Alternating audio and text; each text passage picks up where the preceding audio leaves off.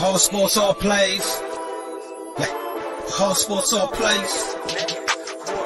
Whole sports all plays. 365, we making up plays. You talking the game, get you through the days. We're high in the court, the dime in the lane. Variety topics living the same. All presentation, sports information. Hitting the airways, taking the nation. All sport, all plays, like working your faces. Grace at the field, so tie the laces. Whole sports all plays.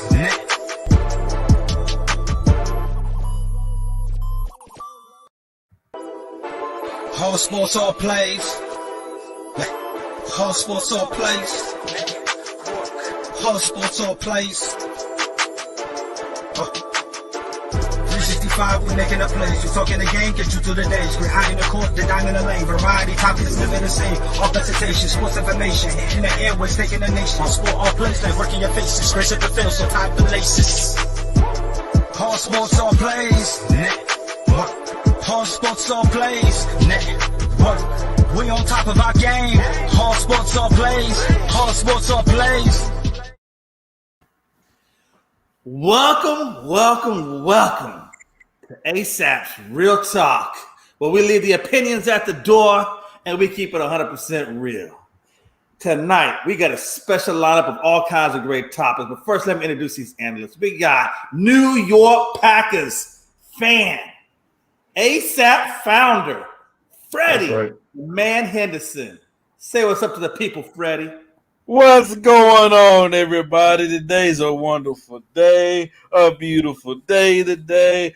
You know, I didn't know today was Monday, you guys. I had to be reminded because normally on a Sunday, I will see a lot of Facebook posts about the Cowboys winning, and I didn't see that yesterday, Ray. And I asked, what is today? Is today Sunday? I mean, because I thought today was Sunday today because I did not see – my timeline was dry yesterday. And, you know, I'm just kind of surprised that two gentlemen decided – I thought it was going to be a two-man show. I thought it was going to be just me and Ray this week. I said, I'm surprised that Kenny and Jay Big Lovin both are on this show. This is going to be a beautiful show. Let's get it. All right, and down below me on the left corner, Mr. Kenneth Moore. Say what's up to the people, Kenneth.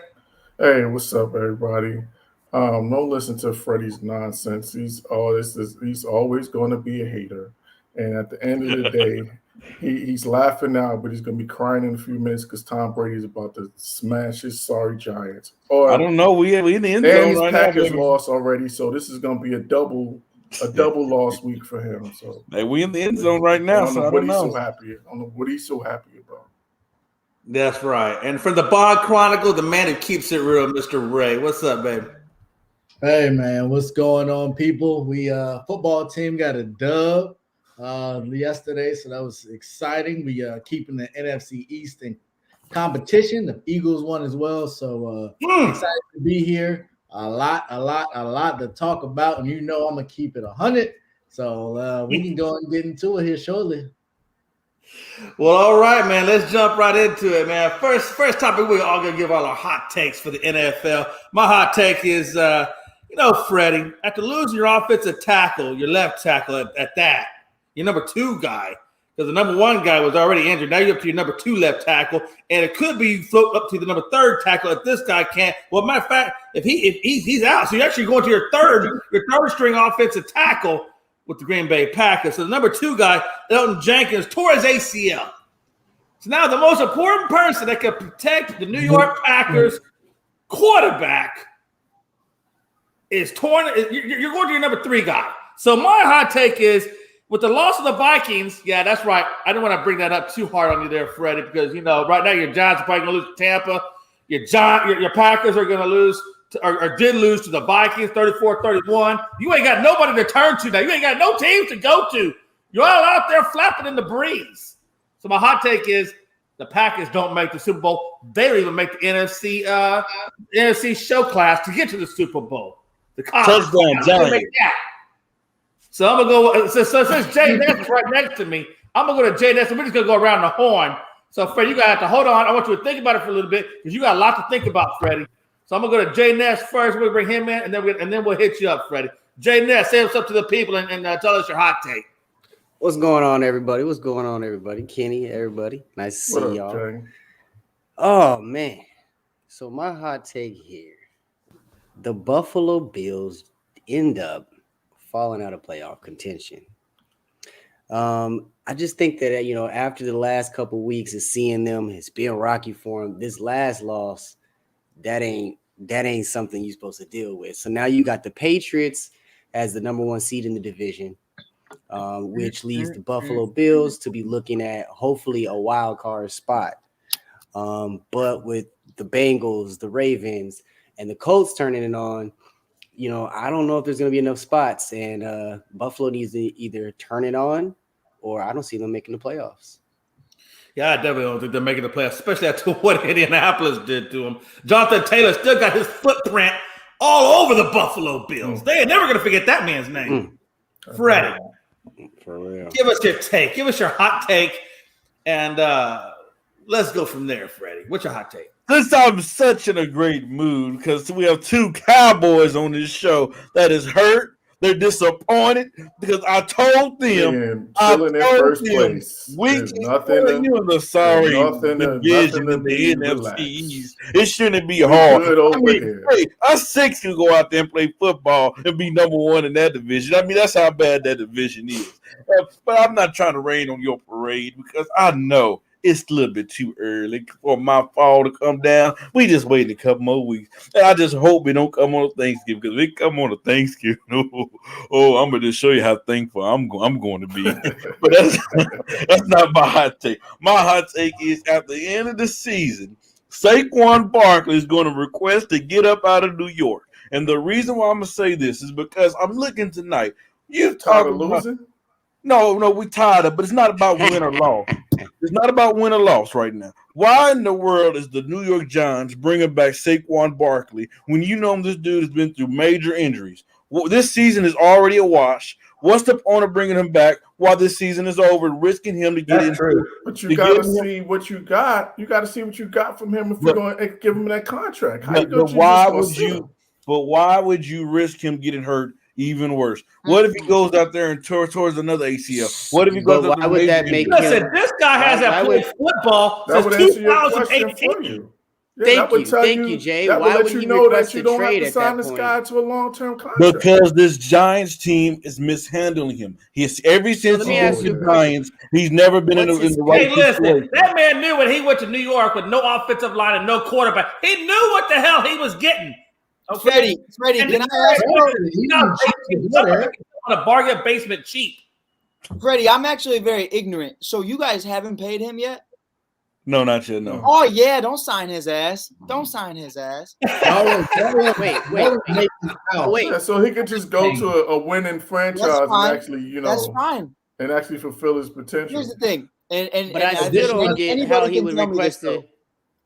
I want to ask Kenny right now. You see how good Pollard is. You mad that Zeke's on that deal? He is? No, because you need 2 backs in today's NFL. The money you could have with Zeke is that money that could have went to that defense, and y'all could have been real Super Bowl contenders if that $90 million was spent on a couple linebackers and maybe another. All right, but Mike, let's play devil's advocate here. When he got that contract, he wasn't warranted. Nah, he wasn't. He was, but here's the thing about it. Look, let's be honest. You don't pay a running back in today's game. You just don't. They're a dime a dozen. You got guys like Jonathan Taylor coming out of Wisconsin. You got guys getting bred out of non-big schools that dropped just because of the schools they went to. Khalil Herbert for the Bears. David Montgomery goes down for several weeks, and he's top 4 in rushing yards. We got him in the 6th round. We're talking about guys who you just give them that chance, and you don't have to pay them that much money. To me, unless it's Alvin Kamara or Christian McCaffrey, you don't pay him. He's already down. Right. But he's already down one ACL. It doesn't matter who the running back is. They all going to get hurt at some point. So, right, and I hear you, but when you're already down one ACL, I wouldn't do it again. Look, here's the deal.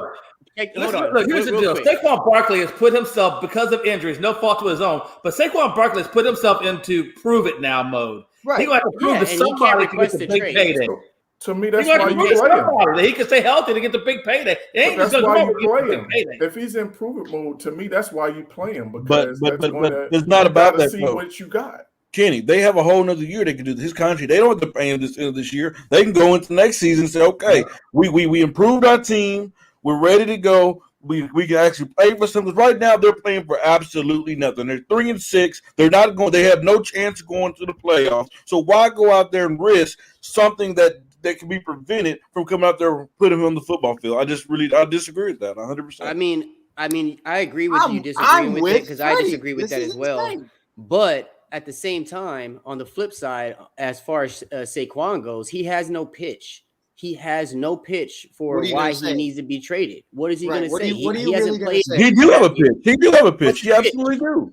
I don't think he does. What would be his pitch? He's been in New York how long? 3 to 4 years. This team have yet to put offensive line around him. Pitch? I'm trying to tell you what his pitch is. They've yet to leverage. They have a lot of question mark at the quarterback position. He can go in and say, you know what? I'm ready to win. You have not put me in this situation ready to win. You have not yet to fix this offensive line to protect me. He has a lot to pitch to him. That's the pitch to the Giants. What's his pitch to other teams? I have he don't have a pitch ACLs. I haven't played. To get him out of here.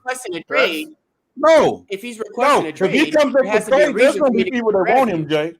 No, yeah, but you're going to get a late round draft pick for him. No one's going to give you no real value for him. No. Look, here's the deal. I didn't say the Giants would trade him. I said that he would request a trade. But that's what I said. Again, they don't have to trade him. To me, the point is that you got to answer a couple of questions. Two things. One, does he have a future as your running back? Right. Two, no. Can he build up some trade value so I can move him perhaps in the off season? Right. And you cannot do that if he's on the sideline. Correct. That's why you have to play him. That's my only issue with it. That goes to your hot take. And that goes to your hot take. If Saquon wants to be traded and wants to request a trade, he must play right now. It's just like right. To me, he has to play to prove it, to show that he's still we already went over that already. But how about them Cowboys? What's up, Ski? Hey, we're gonna move this hot takes along, man. Since we're filling up now, we got our boy from Chi-Town, Mike Hughes. What's your hot take, man? We're talking about NFL specifically. Yeah, right now we're on NFL, Bubba. Man, I say in the first time in over 101 years, Matt Nagy will be the first Bears coach to be fired mid-season. And I think it's going to happen after we lose to the Detroit Lions on Thanksgiving. They get their first win. Ooh. Now you're going to get the spoiled turkey.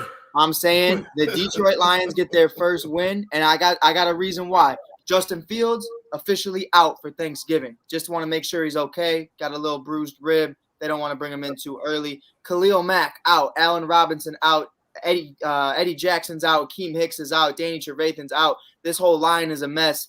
I'm telling you right now, this Lions team isn't good, but they're better than people think. So I think the Lions get their first win this week, and Matt Nagy is fired the morning after Thanksgiving.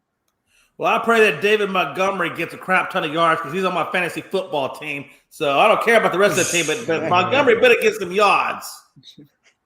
Hey, Sam, all right, work here, my friend. He done discombobulated me now. He can't wear no gear because he don't have any. That's real polo, by the way. That's that Ralph Lauren. Ain't that? So I brought in Tony.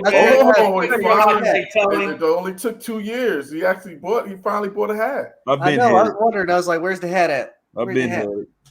He needs one of those hats that's half New York, half Packers. That's what he that another day. Yep. Go ahead, Tony, man. What's your hot take? Oh man, the hot take. Oof. Man, y'all throw me on the spot here. I wasn't even prepared. You join the show. You better be ready. I know. I wasn't ready.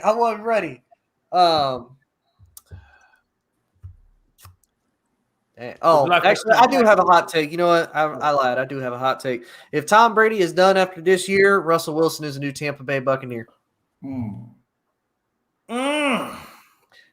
Goes gets him a good offensive line, gets him some weapons, and gets him a defense again. You don't like Kyle Trask?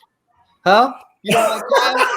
I don't know nothing about him yet. I saw him like Kyle, but that don't mean he transfers over to the NFL. No, I know. I like Kyle though. I like. Kyle. Well, And plus, really, it's a benefit for him. He gets to learn under the quote Relax, the GOAT, Sanders. and then he gets to learn under Russell Wilson. Long- So I mean, long really, way to it's a go. win-win for him. I'm with that. Sandra, I could have told you that. He didn't. Relax. Long way to go, my man. Relax.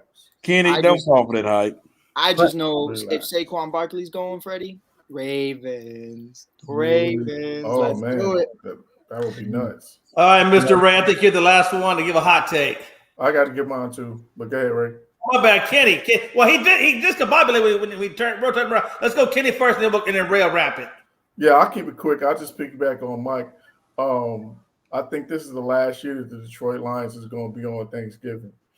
Oh, Yeah, I think the NFL is starting to kind of relax with the rules and things like that. You saw them change with the numbers, with the jerseys and things like that. So I think they're starting to embrace change. So I think this is the year where they finally move Detroit Lions off of Thanksgiving because I hope that's they always move the the game. Cowboys too, because I'm getting tired of watching them wrestle. Oh my bet you- God, Freddie. Yeah, we're the team that everyone loves. Either you love it They or ain't moving wait. the Lions. But Wait, yeah, who- that's who my they- hot take that the Lions is this their last year on. Hey, you know what, Thanksgiving. Freddie? It's I like You that. You're gonna get them out of there. You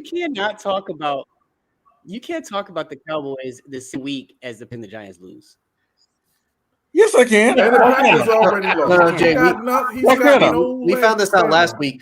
We found this out not last week, week before last. Freddie was more excited that Dallas lost than the Giants won. Like, this legit made this man happier than anything. He didn't mention at once that the Giants won. He's like, how about them Giants? No. You He's probably like, didn't even watch yeah, the you game. Cowboys That's why. fans, okay? Well, you You know know what, why Tony? I want the This Giants way- to lose, though? Hey, Tony, at this point, when you have 3 or 4 choices for major teams and they're all losing, the Lakers are losing, the Giants are losing. My Lakers the are not Packers losing. We're above That's what you just 500. were Above happy that 500 somebody not else losing. lost.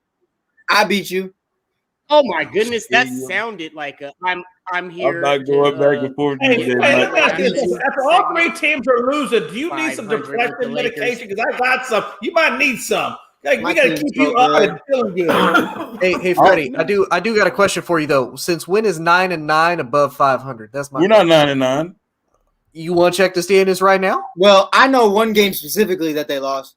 Oh, Oh, we know if these you are want to Freddie come on here facts. These are bragging. Freddie Hey, facts. check them standings, Freddie. You let me know when 9-9 is above 500. You let me Well, know. I just want to talk about. I just want to talk about Ray's drip We're right a now. 500 Ray's a team, little that's all that trippy today. matters. I seen that. Okay. I seen that. Ray flexing on me right now. I'm gonna put my. Can Ray camera- give his hot take instead of y'all jumping on me? Let me put my. Hey, we camera- got to get past these hot takes, or we ain't never going to get through this Let's show. go. Ray, what's your hot take? Mine's is quick. It's piggybacking on a couple of y'all, but Matt Ryan, Russell Wilson, and Aaron Rodgers will all be wearing different jerseys at the start of next year. I believe that. I could definitely see that. Yeah, I believe that. What Especially if they Matt just, what Ryan. if they just Sure. rotate? I like that. They might. All right, we got to roll on this Monday night coverage since one of Freddie's teams is playing. I think Hey, out of all too 3 much of those attention you to named, them. So we got Tampa Bay playing New York right now, currently 17-10, Tampa on top. Jay Ness, we'll start with you. Just go around the horn. What do you think about this game, and who do you see coming out on top? I kind of think everybody's gonna go Tampa, but what's your opinion? Good talk, Jay. All right, yeah, we'll come I back called to this Jay. earlier. I Oh, called wait, there he this is. There you about go, there you 14. Blue. Ooh. Yeah, I'm lagging a little bit, y'all. It's the little stream yard. All right, we'll roll bear over to with me a somebody little and come bit. There's a back. little delay. But I got Tampa 14. Can you hear me now? Okay. You're still cutting in and out, buddy. Let's let Tony go first while Jay gets his connection going. Yeah. So I'm be honest. I don't really expect this to be a close game. I'm gonna say 31-20, Tampa Bay. Yes, Saquon is back, but Saquon's not going to take a full load like he's going to be able to. The wide receivers are still inconsistent. I mean, Kadarius Toney is about the only bright spot, which, to be honest with you, I didn't think that he would be for the Giants. Kind of looking into it. Kenny Golladay, there's a reason why the Detroit Lions, the saddest franchise probably in NFL history, did not pay this man number one receiver type money and let him go. So there was something wrong with Kenny. It's kind of showing that he's got injury issues. So I mean, the Giants overpaid for him, and Darius Slayton and Sterling Shepard aren't playing up to their number 2 and number 3 roles, whether Freddie wants to admit that or not. And that offensive line is still hot garbage. So I say 31-20 Tampa Bay. I'll tell you, it is good to see Saquon Barkley and the security blanket, Gronkowski, playing tonight after coming off those injuries. So it's good to see those guys back. Matter of fact, Gronkowski's got 3 for 45. I haven't seen Saquon's stats yet, but Gronk is actually doing some contributions there. Freddie, what's your take on this Monday Night Football? It feels good, to hear when Tony talks, he debates that he points out me in his debate. I feel much love for you, Tony, how much respect you got for me. And how much you look up to me when you debate sports. So that's much love. 100%, buddy. But as when I'm watching this game, this is not a game that Tampa is not running away from the Giants. The Giants are playing decent defense. They're steady making decent moves on the offensive end. But at the end of the day, this first half don't mean anything to me. It's all what matters. What happened in the second half? Will you get stops on third down? How will you bring pressure to Tom Brady? Will you allow Tom Brady to get whatever he wants? Or will the Giants' offense go stale? That's all what it depends to me in the second half. Hey, we played them last year. It was a close game. I expect the same thing. Play them a close game this year. This defense to make plays, but I do expect the Tampa Bay Buccaneers to pull out with 3 minutes left in the game. Tom Brady going to drive and touchdown win the game. All right, real quick. So Barkley's got 3 attempts for 10 yards and 1 reception for 5. So Barkley ain't really doing a whole heck of a lot. He's averaging about 3.3 yards.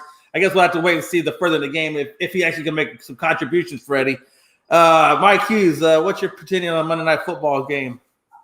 They're chilling. The Tampa's just chilling, just kind of getting their feet back under them with Gronk getting back instilled in the offense. I don't really see this as a very serious game.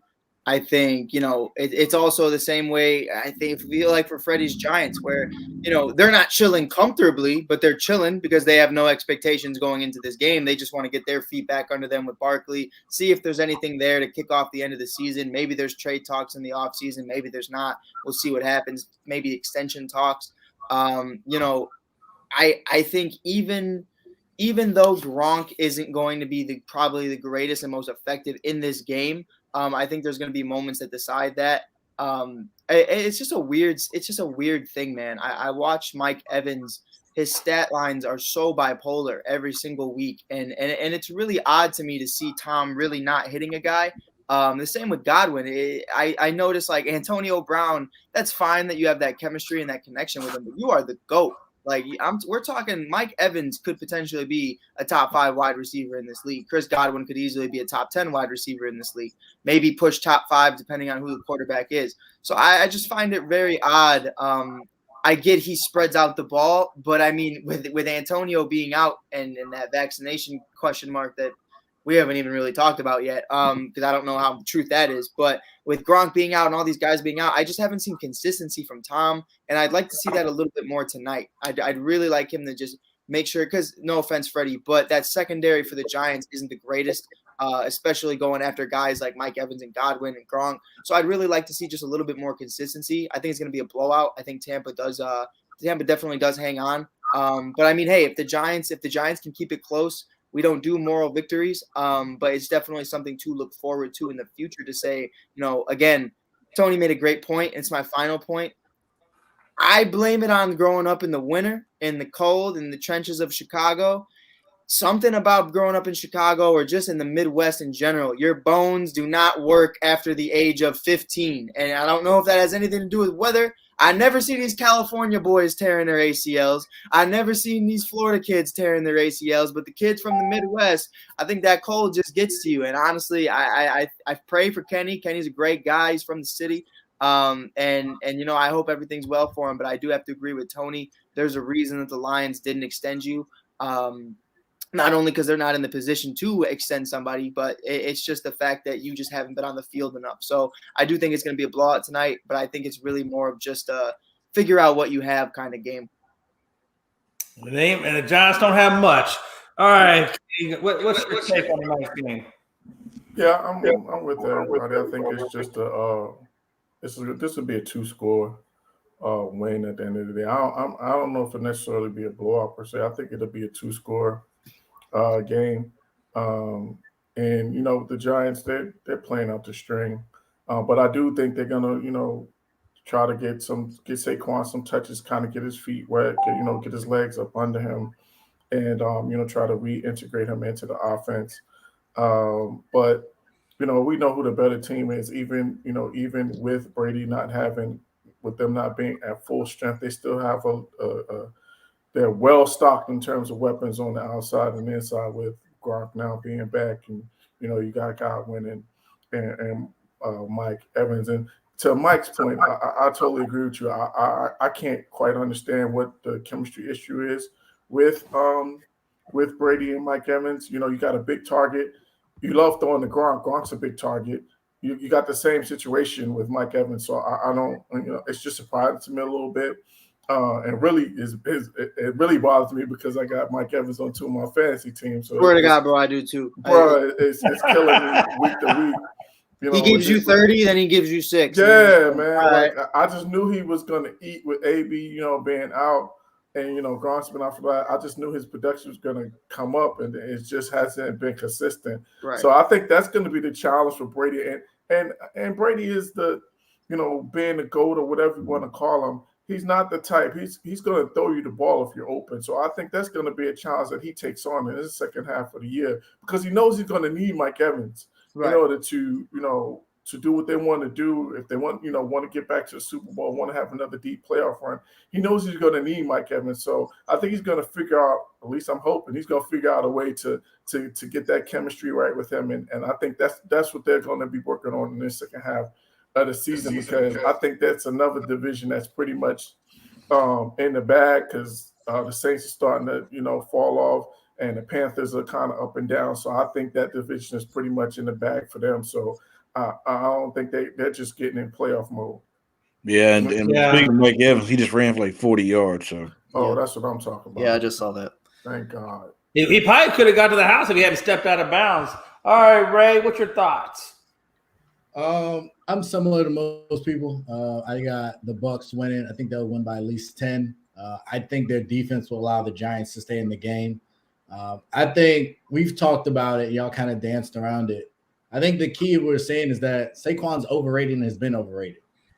He's, to me, outside of winning the Rookie of the Year, he's never really been that guy. I ain't say all that. I'm saying it. I thought you said we all said it. I was like, no. I didn't say it neither. No, he said we all danced around. Request a trade that he hasn't produced. He hasn't got it done. I don't think he'll ever live up to the hype of being. I think he's the number 2 pick. It's just too high to take a running back. He'll be another guy at some point wherever he goes next. I think y'all are overstating the Evans issue. He's second in the league in touchdowns. He's always been a touchdown guy. He's been a red zone guy. He's not really the possession receiver that Godwin is. He's not the deep threat that AB is. And he doesn't have the rapport that Gronk has. And he doesn't catch the ball at the backfield like Fournette because he's not out of the backfield. So I think it's just a ton of mouths to feed. But Brady knows when it's crunch time where to go with the ball. He still has like 40 catches, 600 yards, 9 touchdowns. That's a pretty solid season. I also have him in fantasy, so I would like to see more with AB out. But I think that's just the offense. It's more of a Gronk is healthy, though. Gronk really does take a lot of red zone targets away from Mike Evans because everybody knows that's a security blanket for Brady. Right. I mean, 9 touchdowns is 9 touchdowns. So yeah, definitely. I hear you. It's more of a fantasy issue for me. Yeah, I think it's just not. He's not getting consistent. Like he's not getting those 4 or 5, 6 reception type games on a consistent basis. I think that's what we're looking for to get. Between. But I feel like he's never been that guy. Like he's the big play. When Jameis was there, even when he was throwing picks, Evans was putting up some pretty good numbers. Right, he was throwing deep bombs to him, which is why he's top 10 in 20-yard receptions and other things. He's a big play threat, but he's not going to be he's not Cooper Kupp. He's not Justin Jefferson. He's not Debo. He's not Devontae. Those guys that's going to give you a ton of catches each year. He's just going to make big plays, and he's great in the red zone. So I don't think there's a chemistry issue. I think he shows up where he's needed, and then he'll give you some stuff throughout the game. Obviously, I would want more, but I don't think that's his role in offense. All right, we're going to push it along, man. Get down to these top 5 teams, which is our next topic. So it's going to be interesting to see what you guys come up with. Mine I got no particular order, but I got Tampa, I got Arizona, I got KC, Green Bay, Dallas, and I think New England at 7-4 right now because they won 5 in a row is lurking to get in that top 5. What do you got, Tony? So kind of same way. I'm not really going to go in any particular order because each team has just kind of been ridiculous as far as up and down. I'm gonna go with Tampa Bay, Arizona, the Rams, the Ravens. Man, for that fifth and final team, that's honestly where I'm kind of like struggling. I'm gonna say the Chiefs, and I'm gonna say that mainly because it seems like right now the Chiefs have started to figure it out. You know, they were kind of in that first little bit of a slump as far as, you know, they were overcomplicating stuff. Patrick Mahomes having to ad lib, having to do a whole bunch of different stuff, and it just really wasn't working, and it was hurting them more than anything. I still think the Chiefs are the team to beat. I'm not going to mention the Packers because, again, Aaron Rodgers is the sole reason why the Packers are even relevant. Oh, yeah, Freddie, I do have a question, by the way, and it's actually not about the Packers. Did you check those NBA standings? Is 99 still 500? Hey, you know what's up. Okay. Not is 500. Yes, we're not above 500. We're not. Okay. You see when Freddie's head kind of sunk down a little bit when he actually looked at. I've watched Freddie a lot to see his reaction, and it kind of sunk down a little bit. Freddie, what's your top 5? Number 1, I'm going to Arizona Cardinals. Even though with injuries, you know, they still find a way to win football games. You know, it seemed like after that game they lost to the Packers. You know, even though they've been facing adversity ever since then, they still fighting through to win football games. I'm with you. Number 2. Mm-hmm. Oh, wait, here it comes. Here it comes. Number 2. See, this is where it's tough because nobody really impressed us. I gotta go. Give us a biased. Come on, let's go. No, I'm not gonna be biased. I'm gonna go with the Baltimore Ravens. You know, this team's been trending in the right direction the last couple of weeks, and without Lamar Jackson, who Ray said is overrated. I mean, I'm not, my bad. Let me not get in that. Mike's still waiting for it. I see look at Mike's eye. Mike's waiting. They find a way winning football games. I mean, this is week to week. They're winning football games, and we seeing teams that have been winning and losing. We saw the Rams last time lost. We saw the Cowboys lose. I mean, we saw the Titans lose. The Browns. I mean, they're not worthy of it. So that's my number 2. Number 3, I have Green Bay on there. 1 win, 1 loss did not dictate. With that defense looked horrible on yesterday. Good day, sir.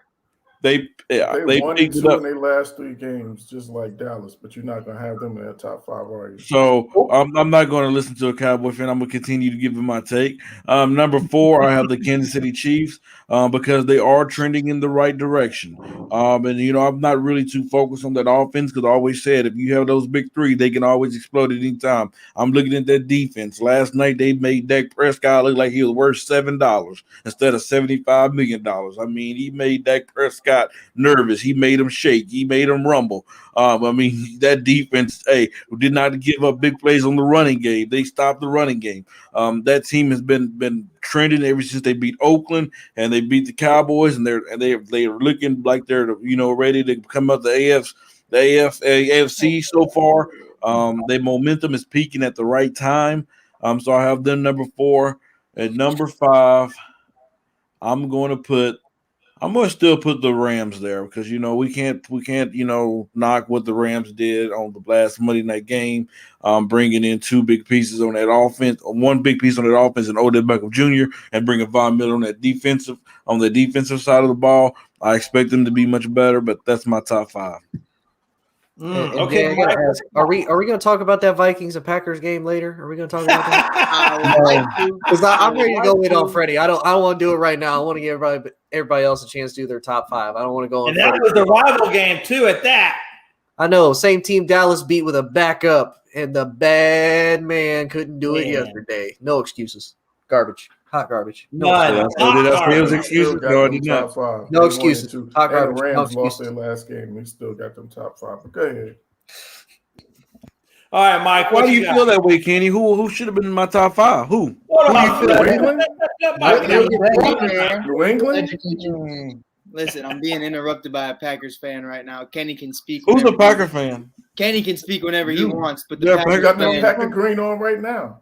No, I got that That's Ralph why Lauren it's perfect. green, though. It's perfect. You got the Packer green and then your cow and then your Giants hat. Perfect combination. Secretly he's got cheese in his lunch every Oh, day. absolutely. We don't hear that crap. Man. But my top 5, I got Arizona at 1. Nothing's really changed for me. Just showing how good they have been throughout everything. Throughout not having Kyler, throughout not having D-Hop. And honestly, it will change. I will not put them in the top 5 next week if Kyler or Hop aren't back. One of them needs to come back because that's a real concern. Because if you're missing 3-4 weeks in a row now, I really do need to have to question, like, when are they going to get back? Are they going to have enough time to get back on the field, start feeling themselves again? But for now, I'll keep them at that 1 spot because they are going up against adversity. I'd like to make a key point to why I don't have the Ravens on this list because I did have them on there last week. It's a great win. It was a great win. Bears choked in the last 30 seconds. I left to take a shower because I thought, all right, Bears got the lead. There's 30 seconds left. We got the dub. Came back downstairs, and I literally went right back up and took another shower because I felt disgusting. But it wasn't a great win, and that's why I took the Ravens off. I understand Lamar Jackson wasn't there. But if Freddie would let me speak, it's not like you beat the monsters of the Midway. Khalil Mack out, Justin Fields out, Allen Robinson out, Eddie Jackson, Akeem Hicks, Danny Trevathan all out. So, I mean, I felt like if we're being real here, the playing level was even. Like the Bears only have a defense and all the Ravens really have is Lamar Jackson. So both were neutralized. It really was just a crappy game, and it was whoever won, and there really wasn't anything to take off of that. So I would have had the Ravens there, but I can't. Because I just feel like the Bucs are playing good ball. So I got the Bucs at 2. I'll leave it at that. I feel like you still have one of the best rosters in all of football. Their defense is looking a lot better than it did at the beginning of the year. It's kind of coming to full strength. They're slowly bringing guys back in. At 3, I'll put the Rams for now because with a bye week, Kenny, I'm sorry, but with a bye week, I feel like I can't discredit you for having a bye week. I can't. And bringing in Odell, I'd still like to see what it's like having another week. I'd like to see what that's really like. Now, this week, it could change. You know, if Odell doesn't look good by this week or at least somewhat a part of this offense, that's definitely a conversation we can have. I know I pissed off Ray with that one, so I am sorry. But just know I am not sold on them. I just want to see what happens because to me, it's a big part of Aaron Donald and this defense giving up 38 points to the 49ers. So that's a big part to me. Matthew Stafford threw pick sixes back-to-back games. They're slowly coming off my list. That's why I have them at 3. At 4, Tony, Kenny, I got you. Cowboys, I got them. I don't care if CD's out. I got the Cowboys. They're clicking at the right time. They're doing their thing. And honestly, How you turning your face up and you got the Packers in your top 5? Freddie, because he said he peaking at the right time. They're peaking at the right time. They're doing their thing. No, they're not. No, they're not. Wow. But anyway, because they lost to the Denver Broncos. You lost to Kirk Cousins. Please be quiet. Right now. I'm not a Broncos fan. I'm just like the Cowboys in the last 2 games. What are you talking about? You lost to Denver, then you did what you're supposed to do. Every team in the NFL has had a bad game. And you lost yesterday. Stop it. The Packers had a bad game. Don't say they're peaking at the right time. That's not true. For crying out loud. They're peaking down. They're peaking down. Stop. And you know what, Freddie? Again, the Packers are doing what? Dallas. I'm a Giants fan.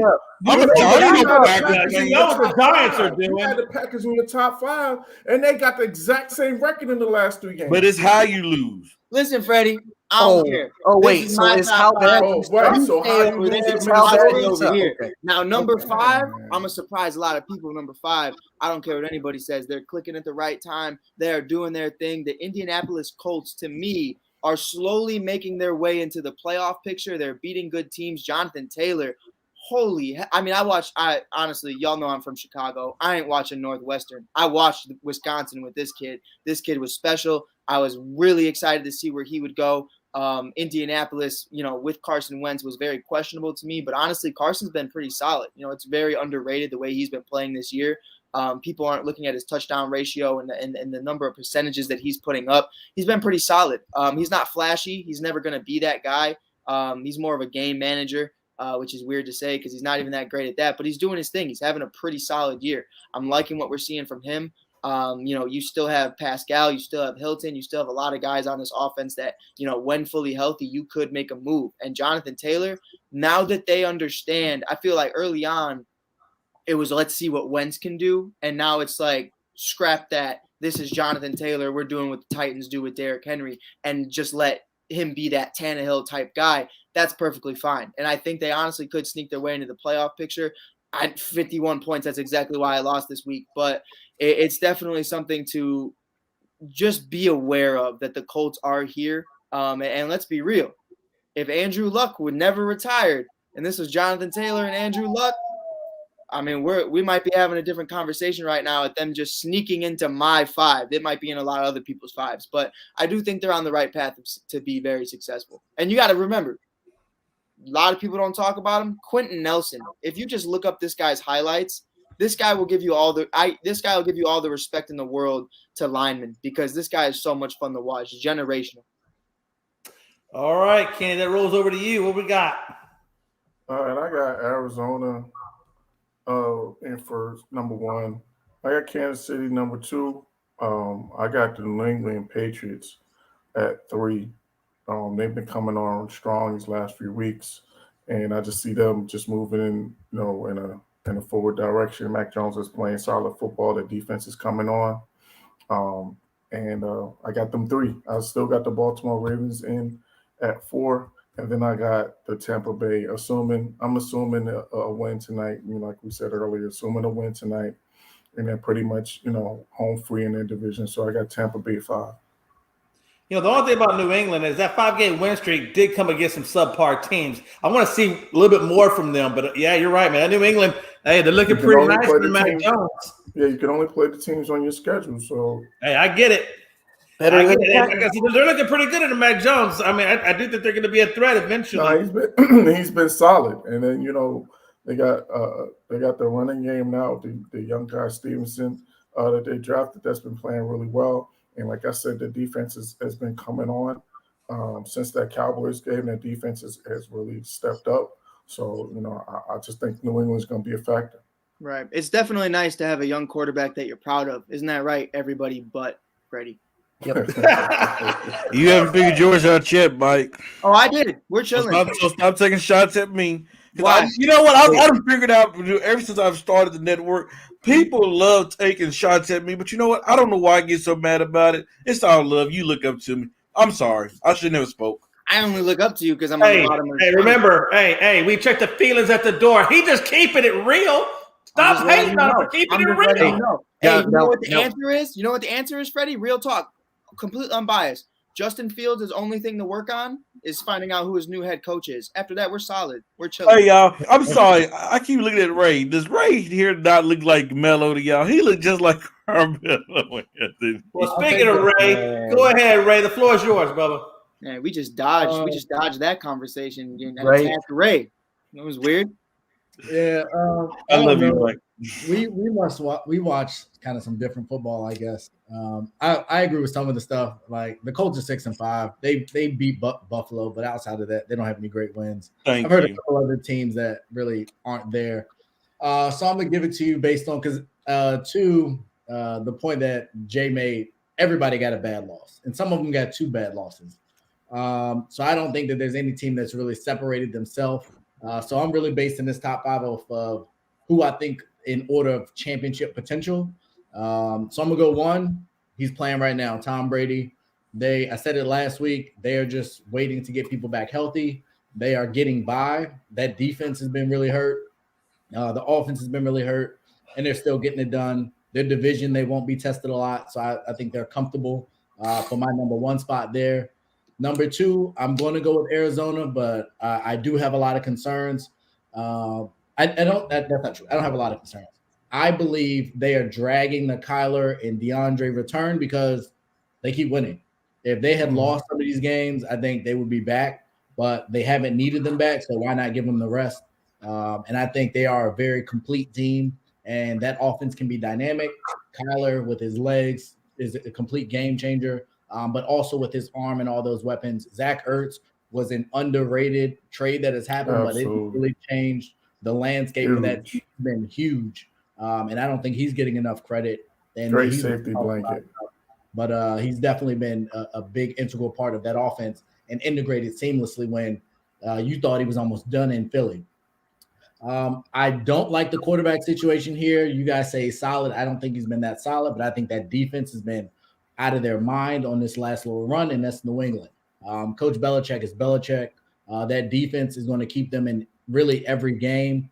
The key is making sure that Matt Jones, he just don't mess it up. The running game is there. I really wish they had more playmakers on the outside. I don't trust any of their receivers in a big moment to make a key catch, but the record is what it is. They're moving in the right direction. I was really high on Buffalo this last week. Gave me a lot of reasons to pause. I don't know what happened. Teams haven't been showing up throughout the year, so I actually dropped them out of my top 5 altogether. I am going to go with Kansas City. I haven't really been impressed by Kansas City much this year. I said a long time ago I didn't think Pat Mahomes was playing at an elite level. That hasn't changed. I don't think he's done anything dynamic. He looked really pedestrian against a Dallas defense that is definitely available to be taken. Right. And he didn't do nothing. He didn't do much with it. They did win the game. There was a couple turnovers, some bad turnovers from Dak that is really hard to overcome, but they are trending in the right direction. So I will go with them at 4. And then I am going to finish with LA. There's just too much talent in a position with a head coach that's a genius that I believe will figure it out. The defense, just like Tampa's defense, is leaving a lot to be desired, but I think they'll figure it out. I can't see them not winning their division because I think Arizona is just they got to figure out what's going on out there. So I think they'll eventually win the division. I don't have a lot of faith in Matt Stafford, but I think that offense will figure it out. They'll get rolling. Another team, you talked about the Colts, but that's on the outside for me is the Chargers. I think they're right there. I do like their offense a ton. I think their defense, if both of them can stay healthy, I think they'll definitely be there too. So I'm not going to put them in my top 5 yet, but I am watching them. I think they can make a run here shortly. Now, Ray, and this is open for everybody too, because I've just wanted to talk about it. I look at the fall of Josh Allen, I guess you could say, and this Bills offense the same way I look at why Matthew Stafford's been struggling recently. And we've been talking about how that offense has just been proven to be one-dimensional, whether that be Henderson and Michelle just not gaining over 40 yards a game, even combined. Like, they're just not been great. And you have Moss early on really producing for this Bills run game outside of Josh Allen, and he's kind of taken a step back, whether that be due to injuries or whatever. Singletary still isn't that guy that they wanted him to be. Do you think that's why you really see this step back of Josh Allen? His defenses are actually really preparing for, if we can really just neutralize Josh Allen, that's really the game right there, because they are one-dimensional the same way with Matthew Stafford. It's really just, Cooper Kupp and Odell, I guess you could say, but it was really Robert Woods before that. They really don't have a run game. And I feel like that's what's happening with a lot of teams. It happened to Patrick Mahomes very early on in the season, and Patrick's kind of found a way around that now. We're starting to see him emerge. But do you think that's really why you're figuring out Josh Allen and Matthew Stafford? I think to that point, I think it's lack of offense. When I look at all of these offenses and I look at the turnovers and the way the drives are stalling, quarterbacks are doing too much. Right. I think Matthew Stafford keeps throwing the ball down the field. Josh Allen's throwing the ball down the field. Or, like we saw with Dak, they're holding the ball too long. I don't know if they're not comfortable in the offenses, that pieces have moved. Everything looks to be trying to get the ball down the field. When you have Matt Jones and others that when you don't have that run game, you can pick and choose what you want. The short intermediary passes, that'll still get you down the field. Right. I think quarterbacks are not being patient. They're trying things they shouldn't be trying. That was my biggest criticism of Mahomes earlier in the year. He just kept throwing the ball like, what are you doing? We saw Carson Wentz throw the left-handed pick. We saw Matthew Stafford throw the pick where it's right on the goal line. I just think quarterbacks are doing way too much. And I don't know if it's the Instagram, social media era or what it is, but they're not taking what's given. And that video that Odell's dad put out was compelling because he's been open. Right. And quarterbacks are holding the ball, missing reads. I think it's more than that than just the running game. The West Coast offense is really integrated in almost everybody's offensive system. You got checks, you got run pass options, you got read option stuff. There are people that are open if you would just take what the defense is giving you. And I think quarterbacks are just too greedy. Yeah, and I think it also falls into too, we can kind of put into question some of these offensive lines that they have. Because, you look at Buffalo. When Buffalo can't get the run game established, all right, time to go to Josh Allen. Josh Allen makes something happen. Kind of the same with Kansas City, same with Dallas yesterday. You look at all these great teams when they struggle, it's all right, we're paying you millions of dollars. time for you to make your money. And they're having to force stuff. They're having to make plays, and defenses are just taking opportunities on it. And it doesn't matter who your wide receivers are. You look at Kansas City yesterday with CeeDee Lamb, Michael Gallup, Cedric Wilson. None of them are really bums, but I'm not going to sit here and say that they're all top 5 receivers by no means. Look at Josh Allen with Stephon Diggs, probably one of the best receivers in the game, and he's basically been non-existent. Cole Beasley's not terrible in the slot, and Emmanuel Sanders has shown that he can still take the top off of a defense as well, and he hasn't been able to do anything with it. So I think that's a lot, kind of like Ray said. I think these quarterbacks are just doing so much because, okay, you're paying me the big bucks.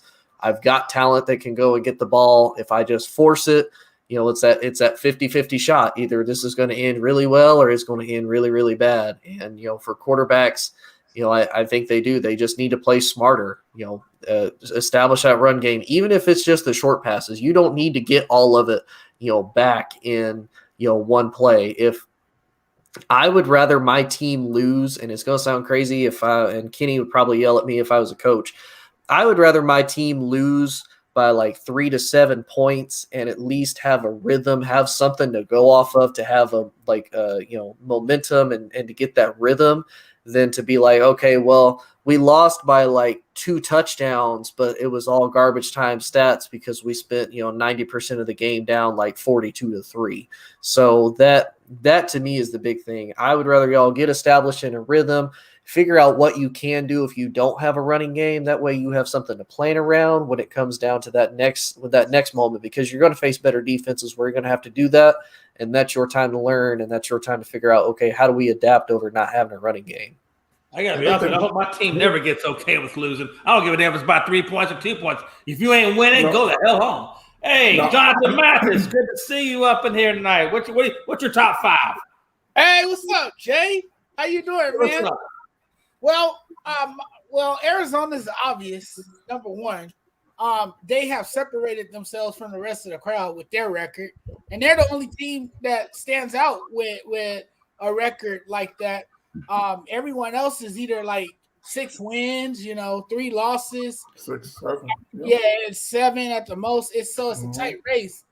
And then I'm you know what? I'm still gonna have the Rams up there. I still believe in the Rams. I still got them at 2, believe it or not. And I know it might sound crazy, but I mean the Rams, man, they have a really explosive offense. I think the biggest question for the Rams is what can they do defensively. I mean, if you don't throw in Jalen Ramsey's direction, it's pretty wide open. I mean, you could really score on the Rams if you're not throwing in Jalen Ramsey's direction. So the defense has struggled, but the offense hasn't been at its best either. And then number 3, man, I still got to go with the Cowboys, only because of how their record look. And I know Freddie is shaking his head, but I mean, it is what it is. He got the Packers in his top 5. They don't pay him. Yeah, he got Packers at 3. So I mean, Kenny, be miserable like you Cowboy fans are right now. I have to. Your list stinks every week, so at least you're consistent. But go ahead, Jonathan. Yeah, I mean, I have to put the Cowboys up there. Dak Prescott didn't look his best. But you know what? You can't place all the blame on Dak either. Look, there was receivers dropping the football. His receivers weren't that reliable yesterday. The offensive line is suspect. So, I mean, there's some things that the Cowboys need to fix, moving forward. And then at number 4, yes, I'm going to go with the Titans because, look, I mean, what is that, Mike? Is that for me or I think if that Titans pick, that's what that's for. Well, I mean, the Titans been pretty impressive without Henry. So, I mean, they just lost to the Houston Texans, man. I know, sorry, Jonathan. That wasn't towards you at all, brother. Hey, but look though, they have a good defense. They lead the league. They lead the league in pressure rate. So, I mean, there you go. So, and then I know Freddie said Green Bay too, but yeah, I have to go with Green Bay. Oh, Jonathan, you don't have to do anything you don't want to, buddy. I know Freddie gives you all the grief. You do not have to do that. I mean, Don't I have worry to go about with it. Green Bay because of Aaron Rodgers. Aaron freaking Rodgers. And that defense. That defense is good. Once they get Not yesterday. Once they get Jair Alexander back, though, they'll be better. But no, their defense was not good yesterday. They looked horrible yesterday. And the Vikings have come to play. You know, if they win another game, I might have to move the Packers out of my top 5 and put the Vikings in there.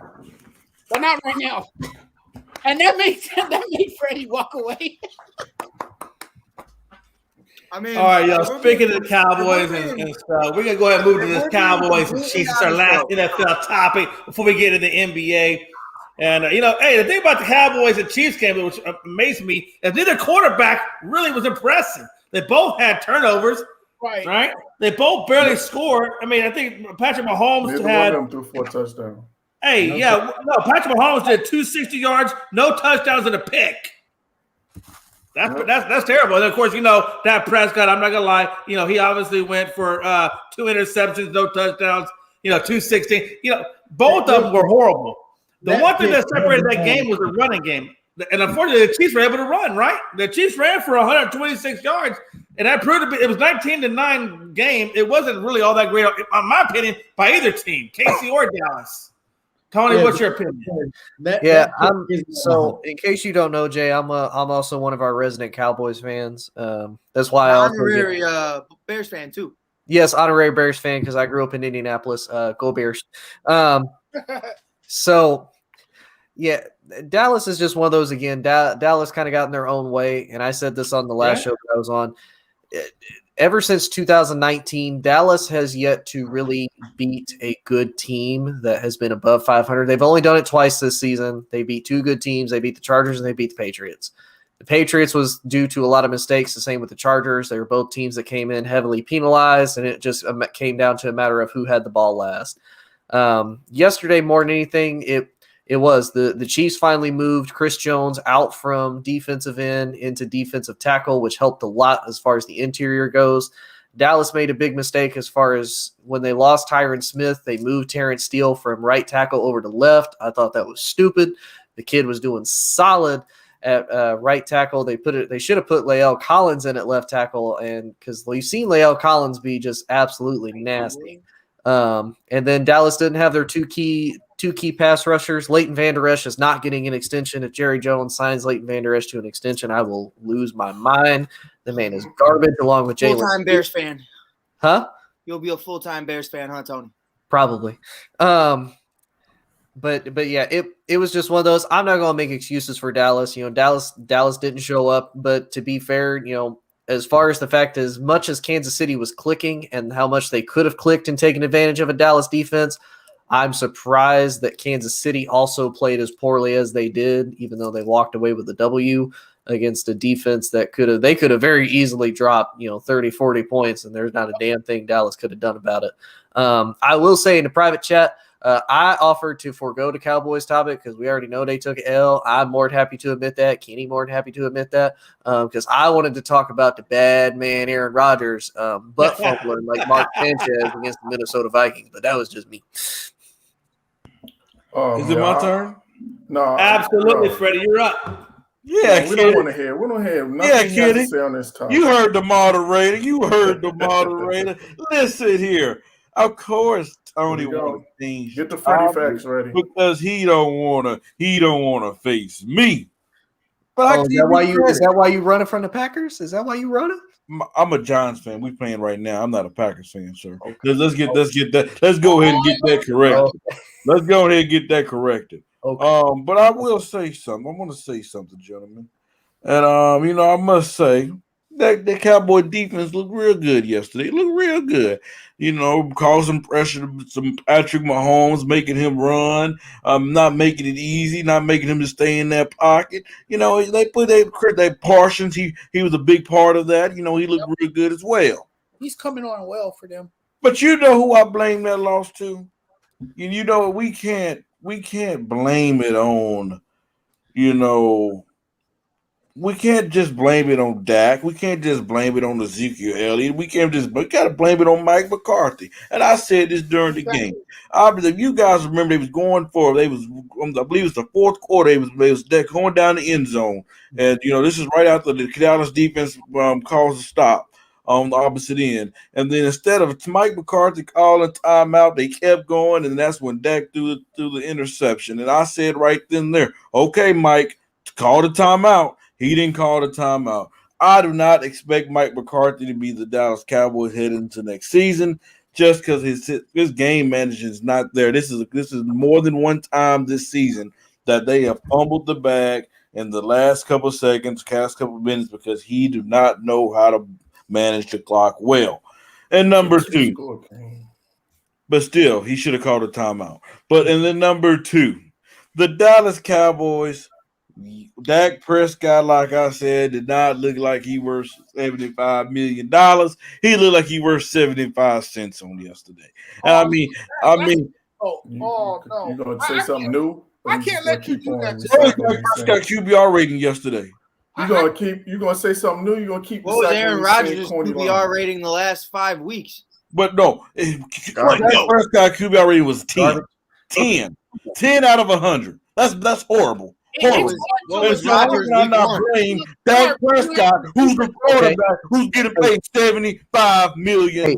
Hey, Freddie, tell me how many games Aaron Rodgers has had that's played that poorly. I can tell you one this year that he's had that he played that poorly. He had no 10 with no QBR. I think he had like 30. What was that first Saints game? Look it up. Send it to my inbox right now. Week one, good turn. Send it to the inbox. Exactly. It's not one. Exactly. It's not one. It wasn't no 10. Freddie. But like I said, Frank Clark and that defensive line made Dak Prescott run all day long. He was underthrowing passes. He didn't look good from the start to end.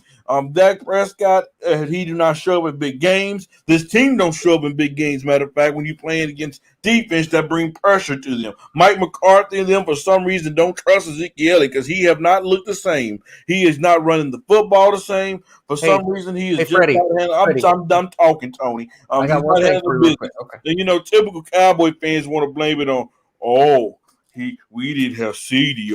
We didn't have Amari. We didn't have this. But guess what? But you said nothing to have. I'm talking. If you let me finish, you can understand where I'm going with this. No. If you listen to where I'm going, you understand this. And the reason why I say this is because the beginning of the season, what was Cowboys?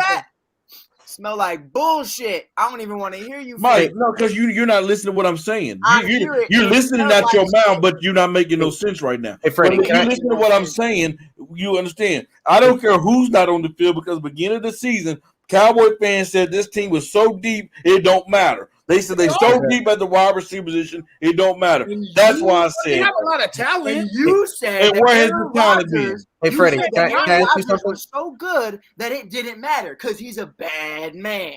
Hey, Freddie, Mike. Can I ask you something? You tried, you failed. Go ahead, Tony. What was Aaron Rodgers' QBR week 1 for against the Saints? What was his QBR? It wasn't 10. It was 12.6. It was 12.6. It wasn't 10. I told you it was 12.6. It wasn't 10. Hey, Jonathan Mathis, let me get your take on the Dallas Cowboys and Chiefs game. What do you think? Well, both teams didn't play their best football. The Cowboys, they looked flat offensively, struggled, couldn't get into a rhythm. Dak Prescott was pressured, and it was horrible. So much duress that he couldn't, make throws. He was like forced to make throws. And again, I go back to his receivers as well. I mean, the play calling in this game was terrible.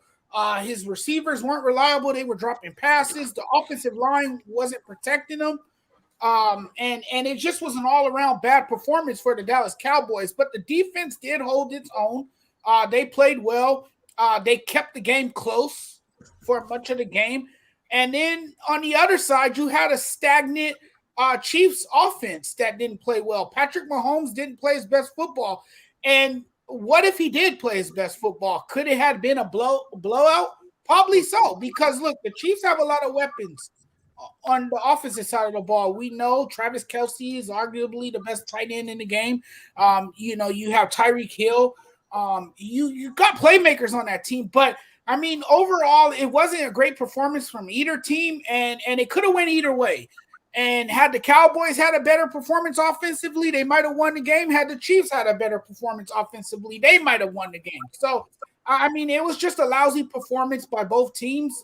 But, the Chiefs will take it, and it's another victory in the wins column for them. Mike Hughes, what you got, baby?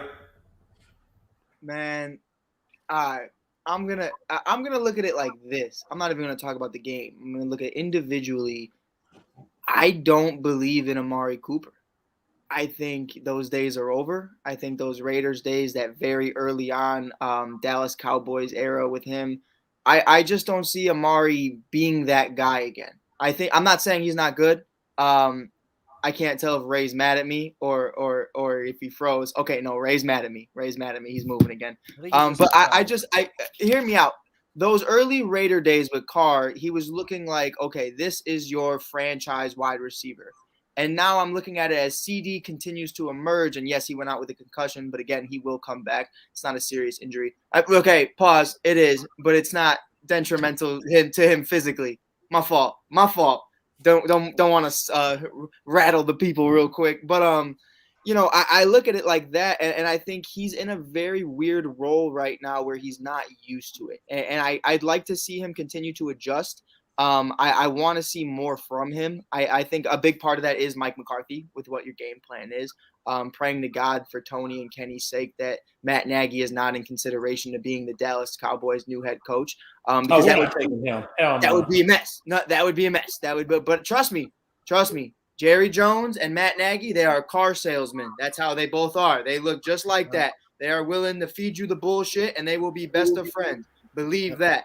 They definitely could be good friends. But I look at it and I just see Amari Cooper, and it's just disappointing to me. I understand the injuries have been nicking him for a couple of years now.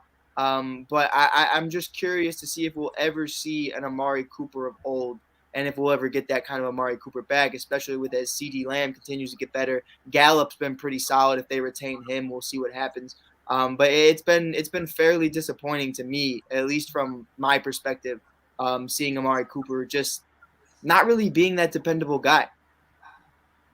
So, all right, Ray, what you got? Amari didn't play last week, so I'm not. I was thinking the same thing, but I didn't want to hurt his feelings. No, but that's my point, right? That's my point again, though. The best ability is availability, and again, Amari Cooper is gone. And I look at it like that. When you're on the field, you're not doing anything, and then there's a bunch of times you're not there. So when CeeDee Lamb goes down, okay, who are we looking at? You expect to see the guy that you're paying all this money to, and you're really looking at Michael Gallup. So I'm looking at it like that. And I'm like, why? Well, you really don't need, and not that you don't need Amari Cooper, but he just hasn't been the guy that you expected to get when you traded for him. And that's really how I feel about it. And it's not, when you look at the two trades, I mean, let's talk about it. Let's be real. Khalil Mack, he's been that guy. This is his first time really being injured. Amari Cooper's been on and off every single time. And when he is on the field, I don't know if that's a offensive play calling issue or if that's really just Dak and Amari's connection just not being the same now. But he just isn't that franchise wide receiver that we all once saw back in I'm not going to say Las Vegas, I'm going to say Oakland, but it's just not been the same to me. And I'm not saying he's not good. I'm not saying by any means he's not good. I'm just saying he's not Amari Cooper of old, and that's just really what I've been taking away the last few weeks. Amari Cooper is not the problem in Dallas by any stretch. I didn't say he was the problem. No, I got you. Yeah. But the thing is, like, I think the bigger issue is they didn't need to draft CeeDee Lamb. Like, they drafted CD, who came in, and he's a heck of a ball player. But it does create a problem where when you had Cooper and Gallup, like Gallup has emerged. He's been hurt this year, but they're not going to pay him because they can't afford him. Like, they're paying too many people on offense, quarterback, receiver, and then they're going to have to get ready to pay CD here shortly. So I don't think Gallup's the problem. I'm sorry, I don't think Cooper's the problem. I definitely don't think that Mike McCarthy's the problem because he don't even call the plays. Like, Mike McCarthy is a figurehead that's just brought in to be boys with Jerry Jones. Jerry Jones does not like big personalities as his coaches, and we saw I don't know if y'all watch Hard Knocks or not, but Mike McCarthy is not that guy. Like, his motivation sucks. He doesn't call the plays. He's just there. So Jerry Jones is not going to replace him. It's on Kellen Moore. Why? Zeke, I believe, had 9 carries yesterday. Makes no sense. The game never really got out of hand. They could have controlled the ball more. I think that was a play calling mistake. I also don't think CD is as good when he's just on the field as the number one by himself. And I think that's the value that Cooper brings is when when Cooper's out there, it allows CD to eat even more so. And then Dalton Schultz has actually emerged as well, to be kind of the intermediary guy. I think at the end of the day, the Chiefs just won the game. They won an ugly game. They won. The first drive looked great, and after that, they didn't look that great. And Jay, you kept on that. Pat Mahomes had an interception. It hit Kelsey right in the chest. Like there's not much more you can do when you're. Hey, listen, that's not my fault. Maybe the boy should have caught the damn ball. Yeah, that was. Yeah, he should have, but I don't put that on Mahomes. But to your point though, I do feel like as a Cowboys fan for a long time. Since 1976, I feel like Mike McCarthy, in my opinion, was the wrong hire. I feel like he's antiquated. I feel like the game has passed him by. I would have much rather seen Eric Bieniemy get that job because I love his offensive mindedness and have him team up with Kellen Moore. That's just my opinion. Wrong owner. That owner is not bringing in that kind of coach. I get it. I get it. I'm just saying what I want. I would like to have seen Eric Bieniemy get the job. I think he should have got a bunch of jobs that he didn't get. But Ray made a great point though. The reason why you don't get an Eric Bieniemy is because Jerry wants a puppet. Jerry doesn't want a guy who actually is going to come in and change the face of the franchise. You think of it like baseball. You have a Theo Epstein coming in. Okay, the Ricketts don't have a single idea as owners what's going on because they don't understand baseball. Bring in a baseball guy. Jerry doesn't want a guy that knows football. Jerry wants a guy that knows Jerry's favorite color and what Jerry eats for breakfast every morning. And then after that, Jerry's in charge of everything. And if you watch Hard Knocks, Jerry's over there demanding to know every single thing that's going on. So that's where your problem really lies. I understand. Like I said, I've been with Jerry Jones the whole time. I understand. Right. But Ray, nobody understands Jerry Jones better than this guy. I'm perfectly fine with Amari Cooper. It's just when I look at the money that's being paid and how crappy the defense is at times. Sorry, Tony, but because I defend that defense sometimes, but I just feel like you look at it and when you make these decisions to bring in a CeeDee Lamb, it questions other decisions. You're looking at it and you're like, okay, well, if you were going to draft another wide receiver, why are we paying CeeDee? If you were going to, or not CeeDee, Amari, if we're going to look at Pollard and be like, Pollard is the future of this running game, why are we paying Zeke? If you felt all these things, why are we doing it? And that's where it all comes down with Jerry, though. Well, a lot of teams run by committee. I mean, a lot of teams run by committee. And Pollard was a draft pick, so right. But that's what I'm saying, though. You're wasting these draft picks, not wasting, but to Ray's point, why did you draft CeeDee? He's a good value pick. He's a good value pick because he's definitely. All right, we got to move this podcast along, gentlemen. Kenny, what's your thoughts on the game? I think this game boiled down to physicality. This game was won in the trenches. The offensive line of the Dallas Cowboys did not get the job done yesterday, and that's why the offense struggled. Dak was never comfortable in the pocket. We never got the running game going. They never tried to establish the running game because they didn't believe in the offensive line. To Tony's point, Terrence Steele is not a starting caliber offensive tackle, and the problem is he's playing that left tackle spot, and inside in the trenches, Chris Jones just manhandled the Dallas line. And I think that was the difference in the ball game. Micah Parsons was huge. He played like a grown man. He's making this case for Defensive Rookie of the Year, and he wreaked havoc on Patrick Mahomes and the Kansas City offense. And I think that was the big reason why they couldn't really get off like they wanted to, because Micah Parsons was all over the field and he was making plays in the backfield the entire game. But this game was won on the offensive and defensive line. The Dallas defensive line, besides Micah Parsons, we already talked about the fact that they gave up over 100 yards rushing. And I think that was the difference. And I just think physically, when the Dallas Cowboys are winning games, it's when we are dominating teams physically, especially on the offensive side of the ball. Right. It's when that line is pushing guys back, creating holes. You see Zeke doing his eating sign and we're getting first down after first down and moving the ball down the field. That's when the Dallas Cowboys are at their best. And, right now we're missing Tyron Smith. He's a big loss. And I think at this point it's time to move on. It's time to it's time to look at drafting a offensive tackle in the first round in this upcoming draft, or in the first 2 rounds, first 3 rounds, whatever the case may be. You have to look at the offensive line and look to draft an offensive tackle because Tyron Smith can't stay healthy. So, and that's really what makes the Dallas Cowboys is when that offensive line is dominating, that's when this team is dominating, because our defense is based on speed as opposed to the physicality. So we're the type team that we need to keep the ball, we need to possess the ball, we need to be dominating teams offensively. Then that defense team tends to play off the offense. When the offense struggles, the defense is not dominating enough to keep us in the game, and that was the problem yesterday. Just real quick, I did want to say Mike Evans with another red zone touchdown. Real quick, I gotta let Jonathan Mathis get his comments before we go to the fantasy, NBA Excited Life. Jonathan Mathis, what's your comments on the Cowboys and Chiefs game? I think he already did, didn't he? Oh yeah. Oh, did he already go? Yeah. All right. I do want to say something real quick though. So fast. All right, let's go over to the NBA for a one minute. thing. I only need Mike McCarthy to play Madden for like 5 minutes to learn about a timeout, and then I think Mike will be set as a coach. Just play Madden for like 5 minutes, learn how to And do play timeouts. calling. Play calling too. Yeah, I agree. I agree with both of those comments. I'm okay with that. I'm not going to put this game on play calling. I'm putting this game on the offensive line. Offensive line didn't get it done. Now that's a Another good. Cowboys. I agree with that as well. All right, let's move over to NBA real quick. Obviously, the biggest hot topic, and I know Freddie loves this, was the big scrum match between LeBron James and Isaiah Stewart. Thank you, Ray. And we've been talking about this quite a bit in the group chat about who should get what suspensions and whatnot. Me personally, I watched that over and over again, and Braun was dirty, man. It was dirty. Dante, he's not always a dirty player, but that play was straight up dirty. Now, given if Stewart if he would have just taken it and let the NBA officials do their job, it would have been Braun with the suspension, and Isaiah would have straight kept on rolling.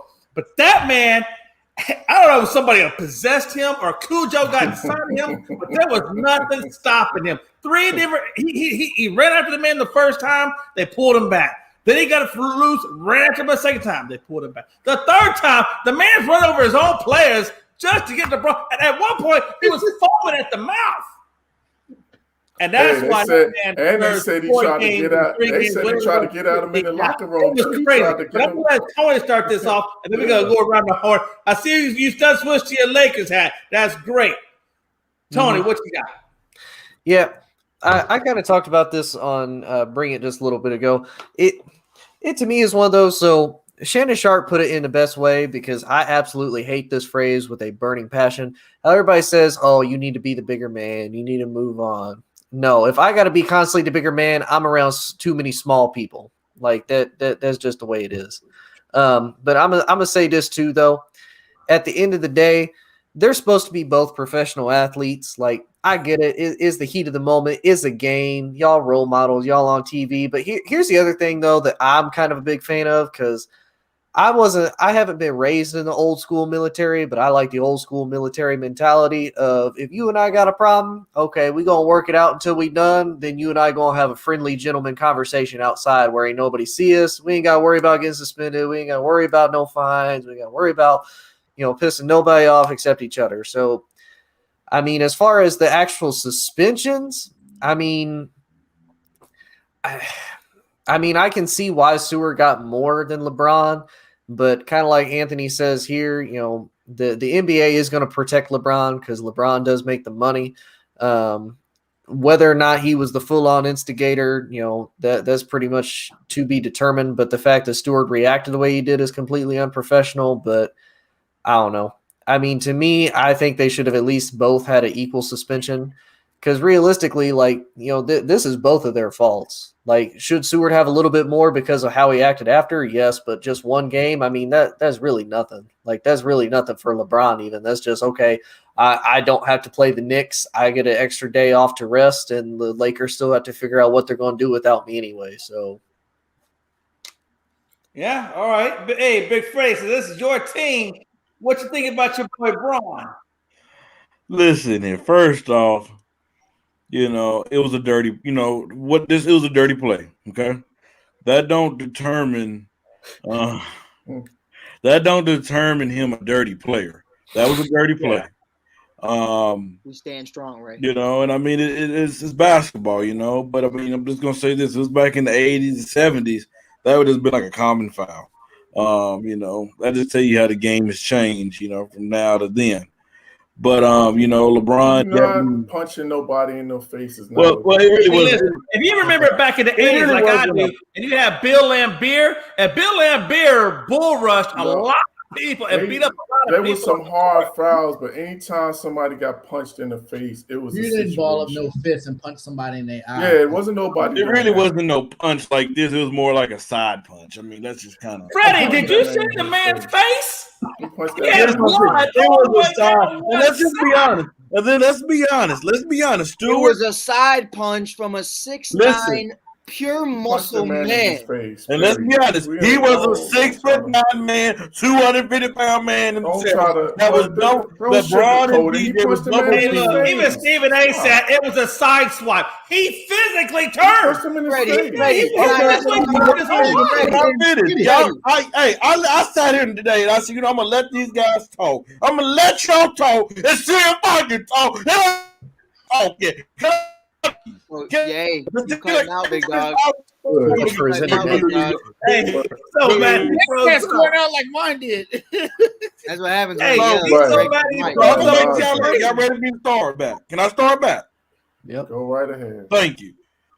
I'm not saying it wasn't a dirty play. It was, but we got to remember it was basketball. He was in between DJ and LeBron. The guy was grabbing on DJ. The guy was grabbing on LeBron. They didn't let the dude go. So LeBron punched him, okay? Hey, like I said, a dirty play, but he's not a dirty player, okay? But I have a problem with this dude Stewart. You know, you act like you want to do something. Hey, you was all up in Bron's face. You had plenty of chance. If you wanted to swing, you could have swung, and he didn't do it. Once Bron walked back, and said, hey, he ain't want no problem, then you want to start running like you about to tackle you an animal out the zoo. I mean, I'm looking at this dude, I'm like, man, what in the world is going on? Then not only could they not stop you knocking over teammates, you knocking over coaches, get your face bloody, and splattered up. I mean, he didn't want no smoke. I mean, yes, we want to talk about how big Stewart is, and Isaiah, he is a big man. But hey, if I'm right there and I'm in front of you, and I had enough chance to swing at you, and you didn't swing, you wasn't really about that action. Because you can't tell me if Mike Hughes about to fight and he in front of a dude that he ain't gonna make him feel his presence. I know Mike better than that. He gonna make his presence feel a lot better. And Kenny, you can shake your head all you want. Him and Bron was in their face just like this. He didn't do nothing. Jumped in between. As soon as it happened, he jumped in between. But still, he could have swung. He was this close. He could have still swung. He didn't want none of that action. So then you want to start chasing, knocking the crowd. None of that action. No. I will say this suspension is bogus. To me, Isaiah should have been suspended 3 to 5 games. We can't have nobody acting like that on the basketball court. Bron should have been suspended 1 to 2 games. Yes, he should have. Yes, he should have. He started it. Yes, he should have been suspended. He started it. But Isaiah's suspension should have been more. Ain't no way that the person that got punched and is bleeding all over the court, it should have got suspended more than the guy that punched him. And then he tried to make peace. You ever had somebody punch you in your face and then you try and walk, and then they walk up to you like, "Oh, my bad." What you gonna do? Right. That was the same type of way. Right. This ain't no thug-ridden thing, though. Ray, what you're talking about is thug-ridden. You're talking about a guy taking you out. That's the NBA, man. It's the NBA. Right. Do you not remember a few weeks ago when the Joker got suspended? Who got suspended? Was it the guy? And I said that was wrong then. But I said it was wrong then. But guess what? Moore started it. Why did he get suspended? He should have. I said that was wrong. But guess what? It didn't happen that way. It didn't happen that way. Ray, you know what that's wrong? I feel like that's Ray, what Isaiah Stewart did, if he would have connected with him, if he would have connected on Bron, that's called assault in the real world. That's criminal. He was doing criminalistic activity. That's not perfect. That's the case. Then they both getting arrested because LeBron did it. No, that was basketball. That was not no basketball. That wasn't a basketball move. Stop it. No, it wasn't no basketball move. Are you crazy? There was. Hey, speaking of which, let me bring the conversation to Kenny. We got to move this along a little bit. Kenny, what's your thought process on what Freddie and Ray and everybody else is talking about with this? Look, the bottom line is they both should have been suspended. The reason why Stewart got suspended was because of what he did after the fact. The fact of the matter is that LeBron could fake the funk all he wanted to. He punched that dude in his face, and he knew what he was doing. No, he didn't. That's why he apologized to the man. You don't close your fist. You don't close your fist. If you're trying to extend your hand, you don't close your fist if you're not intending to punch a man in the face. Let's stop the nonsense. Right. If you watch that play, hold on, time out. If you really watch that play, there's no need. I just watched it.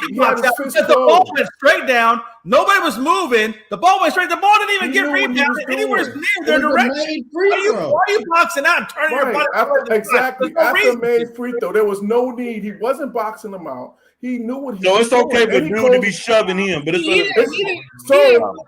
okay, that's fine. If he wanted to push back on that guy, he could have pushed back with an open hand. He got irritated. He got irritated with them laying on him, and that's what he did. He wanted to hit that dude. He wanted to send a message. But who won, right? And he didn't. When he realized what he did, then that's when he was like. Then he tried to fake He tried to make it like, oh yeah, they were your bad. You knew what you was doing. But again, it was out of control. And that's why they say, honestly, the suspension was appropriate. And to be honest with you, Isaiah Stewart is lucky. He's really lucky that all he got was like a 3-game suspension. What he did, the fact he only got 3-game suspension, I mean, that's light. That's light compared to what he really did. He got 2 games. Was it 2 games? Okay, that's even lighter. Actually, do you all want me to actually show the video on here? I can show it. No. We ain't got time for that. Mike Hughes, what you think, man? The hysterics, the history of where it happened and all that, I'm sure. Right, that's why he got the 2 games. If you're going to give LeBron the benefit of the doubt of not being a dirty player and all that, neither is Stewart. Hey, so Ray, check this out. Freddie, this is for Ray. How old is Bronny James? You know? Who, me? Yes, me. He's like 15 or 16. Who you asking me? Bronny James is 17 years old. Who are you asking? I'm asking you, Freddie. Oh, is he 17 years old? They're 16, 17, yeah. Right. Isaiah Stewart is 3 years, 2.5, actually, 2.5 years older than LeBron James. LeBron James just punched a child in the face. I don't care if he's 6'8" or not. That kid is 2 years older than your son, He's playing basketball, look at him straight in his face. That's irrelevant what you're saying. Purpose. You're playing basketball. It's irrelevant what you're saying. And I'm going to tell y'all from the perspective, and maybe Ray knows, maybe Kenny knows. Kenny definitely knows. I'm going to tell you how it is in Chicago. I'm going to tell you how it is on a court. When you're playing, whether it's at the YMCA, Export, whatever your local gym is, whether it's in the street, whether it's at your local park, don't give a shit where it is. If a man physically does that, elbows, acceptable. Playing hard, exactly, perfectly fine. Backhand, fine. It happens.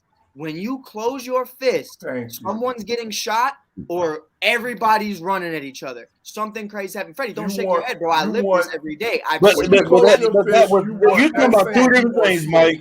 I can care that you're talking about playground ball, and this is the NBA. That's different. That's it, Joe. Or that's it, Jay. That's the difference. We're kids. You're not going to respond. I disagree. I don't care. We are kids, and we're doing this. And LeBron James just did the same thing. Now, here's how I look at it. LeBron James did that not because he's a dirty player. LeBron James has never been a dirty player. He's never been about that. He's always pretty. He got irritated. He was frustrated. LeBron was frustrated, and it just happened. It happens. It's the heat of the moment. I don't think he meant it in the way he did. I feel like it should have been a lot lighter, but it happens when you're a 6'9" freak of nature and you're strong as shit. That's just how it's going to happen. No matter who you come in contact with, you're going to cause some kind of physical problem. I'm looking at it like that. And LeBron definitely did that shit on purpose. I don't think he meant it in the extent that he did. Freddie, you can't tell me he didn't do it on purpose. He didn't do it on purpose. Why are you a grown man did something on purpose? Why is your fist closed? In one way, and tell me in one way, shape, or form that a basketball player's fist is closed. No, at one time. His hands were like this. Then the dude you never play basketball with your fist closed. No, bro. You never play basketball with your fist closed. Your hand is always open. You have to be ready to make a play. Right. Your hands are Hey, let's open. put this on to Ray. Let's get Ray's thought process on what happened. I mean, I've talked a little bit. I think the thing is, it's been a culmination. I think LeBron is chasing Jordan. LeBron is chasing Kareem. And LeBron fought to get Russell Westbrook in, and all of that is collapsing right in front of him. They've had some awful losses when he was out. They've had some awful losses when he was back, and they were on the verge of losing to arguably the worst team in the league that's led by Cade Cunningham. Nothing to do with it, my brother. Nothing. That well. He was frustrated. He wasn't playing that well. And so he took it out on the person next to him. I think to Mike's point, I think it was a spare the moment thing, but he saw and he made a decisive decision.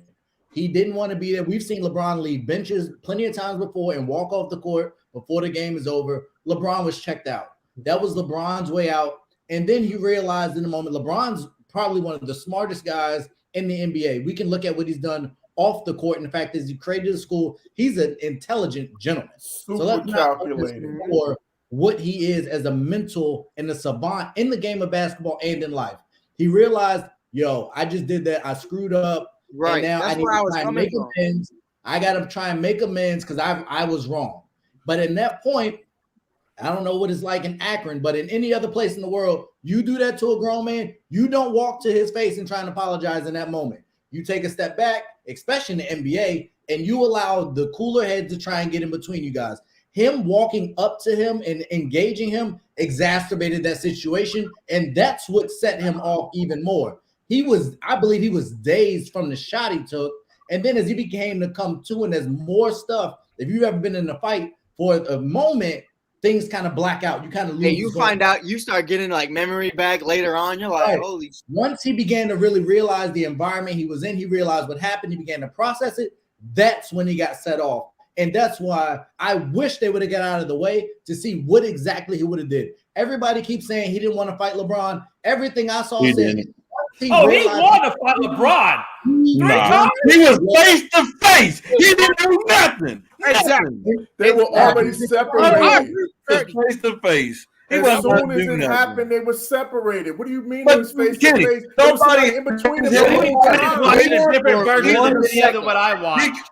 Watch the tape, man. Kenny, they never was face to face. Kenny, there was a point where he was wide, he was face to face. He didn't do nothing. That was immediately for 1 second, and then they were separated. Hey, Think about it like this. No, it was not no 1 second. It was longer than 1 second. Go watch the video. Space for a span of 5 seconds, and you have just been dazed, and you just got cracked in your mouth. We would, but it hit you for copyright. By the time you can see clearly, because I don't know if you've ever been hit in the face. When you're hit in the face, your eyes are watery. Everything everywhere. There's a ringing. No, Ken, Mike. That was when he already recovered from that. He went up to them. Tell me what he did. He already recovered from it, Mike. So you examined him and you asked him after the game if he recovered. Did you ask him? Did you go say, "Hey, Isaiah, did you recover from it or not?" No, just watch it again. So how you gonna defend that argument? Happened though? Why are you lying to me right now on live TV? That's bogus. That's bogus. All right, let's put this podcast viewpoints on what happened. Jonathan Mathis, what do you think about what you saw? Why didn't LeBron talk after the game? I've been talking about this all day long. This story has been the conversation all day. And, you know, you guys are not going to agree with me either because I stand with Freddie on this. I mean, look, LeBron was trying to free himself. When you look at it, he was trying to free himself. And his elbow just happened to hit Isaiah Stewart in the face. It wasn't no elbow. Isaiah Stewart was the one that overreacted. He was the one that overreacted. Hey, look at me. It wouldn't even been all of this if it was an elbow, Jonathan. But elbows happen all the time. Oh man! You're going to react. Jonathan, did you watch the tape? I did watch the tape, and I watched it multiple times. Jonathan, show me your elbow right now. I just want to see something. How is this an elbow? He was freeing himself and he closed his fist. That was oh my God. Look, either way, it was inadvertent. Okay, it was not intentional. LeBron doesn't have a history. So if it was, Jonathan, let me ask you one question. If it was inadvertent, why didn't he meet with the press? Why didn't he meet with the press? What's the Why point? didn't he meet What's with the the- press yeah, after? what's the If it was point? inadvertent, if Because it was inadvertent, then there would be no reason No. for him not to Because explain it. he tried to apologize to Isaiah Stewart. That's not and answering my Isaiah question. Stewart was the That's one not answering that my was question. acting all tough. That's not The answering my government question. report that he wanted to do his That's phone not number. answering my Badass. question. He didn't If it even was meet with the inadvertent, press. why To didn't satisfy he meet y'all. with You the don't press want to do that after the game? because he don't have to. That's why. Yes, he does. He's obligated. Why? Stop. Why? To make you He's happy? obligated to meet with the press after every game. What are you talking No, about, the Fred? Lakers held him out. He didn't hold him out. The Lakers held him out. No, they did not. Go You read mean the to tell report. me? So you mean doesn't to have tell a me if LeBron would have talked to the press, he wouldn't bypass the press corps or the media? The Lakers told us, hey, Bron, Get out of is here. not, they went to him and said, Bron, it is not a good idea to go talk to the press right now. Look, That's what Bron the Lakers did. Why not? For being a dirty player. Okay? Again, if it was inadvertent, then there's no need for them. If you If do it something was different, you gotta own inadvertent, it. there was no Oh, need for wait a them to minute. hold him out. Stop, man. Y'all And not even what making I no saw, sense. what I saw was an Isaiah Stewart that acted tough. Okay, because when Dwayne Casey was holding him back and some of his teammates, all of a sudden he looked like he wanted to charge LeBron. And he had a chance. Had a to chance. deck LeBron in the face. He had a He sure chance did. to deck LeBron in the face. He didn't. But once he was restrained and once he was He held was back, restrained as soon as they I'm met. coming at LeBron now. It was guys between them as soon as they met. I don't know what y'all. He I don't still know had a what chance y'all to watching. connect, Kenny. He still had a chance Hey, to y'all better connect. bet in the fight, bro. And Yeah. Yeah. You still, man, that dude, it was not grabbing the dude by his arm. He was grabbing by his body. He still had a chance to reach over there. He didn't do it. He wasn't about that action. He wasn't about that life, bro. It wasn't about the action. It was all Neither one. all LeBron was about it after he punched the dude in his face, and then you go to apologize. Well, no, because LeBron wasn't. He wasn't in the fight. I could He see was like, "Hey, my bad." I could see After if it happened, he said, "Hey, my bad, dude." we act like that, but it wasn't intentional. Freddie, if I shoot you in your left knee and I say, yo, Now, my dude, fault, you talking my about fault, my shooting bad. in a game of basketball? That's irrelevant. Try another one. Try No, again. bro. If You I failed on that harm point. you Here's and the then bottom say, line. my bad, Like, here's the bottom line: LeBron was in the wrong place at the wrong time. So was Isaiah. That's exactly what it was. Wrong place at the wrong time. What are you talking about? If It was I on the crash a sideline. plane This is into a a play that building, happens 1,000 times Jonathan, every single Jonathan, game. Jonathan, You guys get held. No, stop. No, wait. We gotta stop right here. This is a fine-line situation where guys get held the whole time. That happens all the time. No, don't tell me that. No, this dude was. This was you had DeAndre Jordan right here, and you had LeBron. He was all close to one. That happens all the They time. was all Freddie. That's what I'm close. trying You to got tell two you. dudes. You had This three dudes happens that's all the 250 plus time. pounds This on each happens other. all And then the when he got time. back, LeBron went back and his fist came back and hit him in his eye, under his eye. That was not intentional. You seen LeBron say, "Oh, it's my bad." He said, "It's my bad." He apologized to him. He was the bigger man. in the whole Answer thing. me this. This dude wanted to act like he's an animal. Can you answer me this? That's the last thing we're gonna move on. Did LeBron look at him before he hit him? No. No, because LeBron couldn't see him. He didn't. That's all I need to know. He was right next to him, though. Like, you got to see Okay, that. do you really need to see somebody to know that they're right behind you? That's the most ridiculous thing I've ever heard in my life, and I can't listen to stupidity. You know where the man's at. You know the man's leaning on you. You know you're already agitated. You know you freaking hit the guy hard as hell because we all watched it 10 freaking times. That's ridiculous. We're going to stop the conversation right here and move on to the next topic because I can't listen to more of the craziness. What is your hot take? Let's get some hot takes. Tony, I know you fell asleep over there listening to all this craziness. What's your hot take? Oh, man. I hate y'all LA boys, man. I swear. Man, it's bad. That LeBron is different. Give me a hot take, Tony.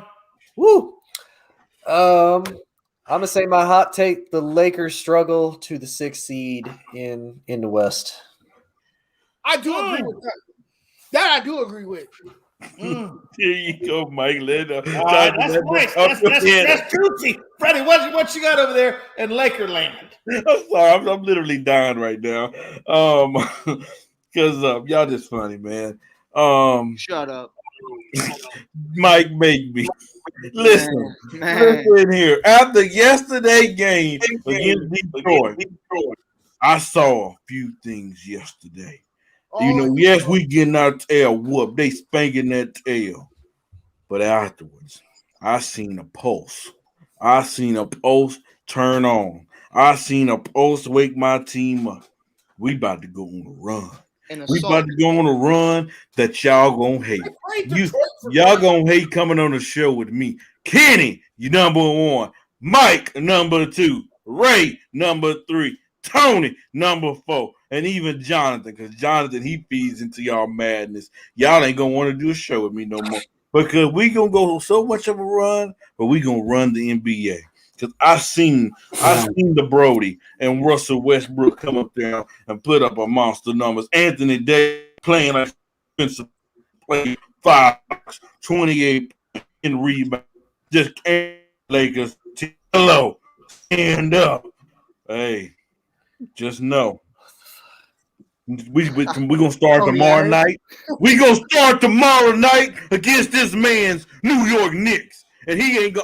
Kenny. I'm gonna call you the next morning. I'm gonna text you and say, "Are you okay, my brother?" And he ain't gonna even respond to me. Shannon Sharp is just entered the building. You know the sad thing is, Freddie, is the Lakers are supposed to be a supposed super group, but y'all look like super shit.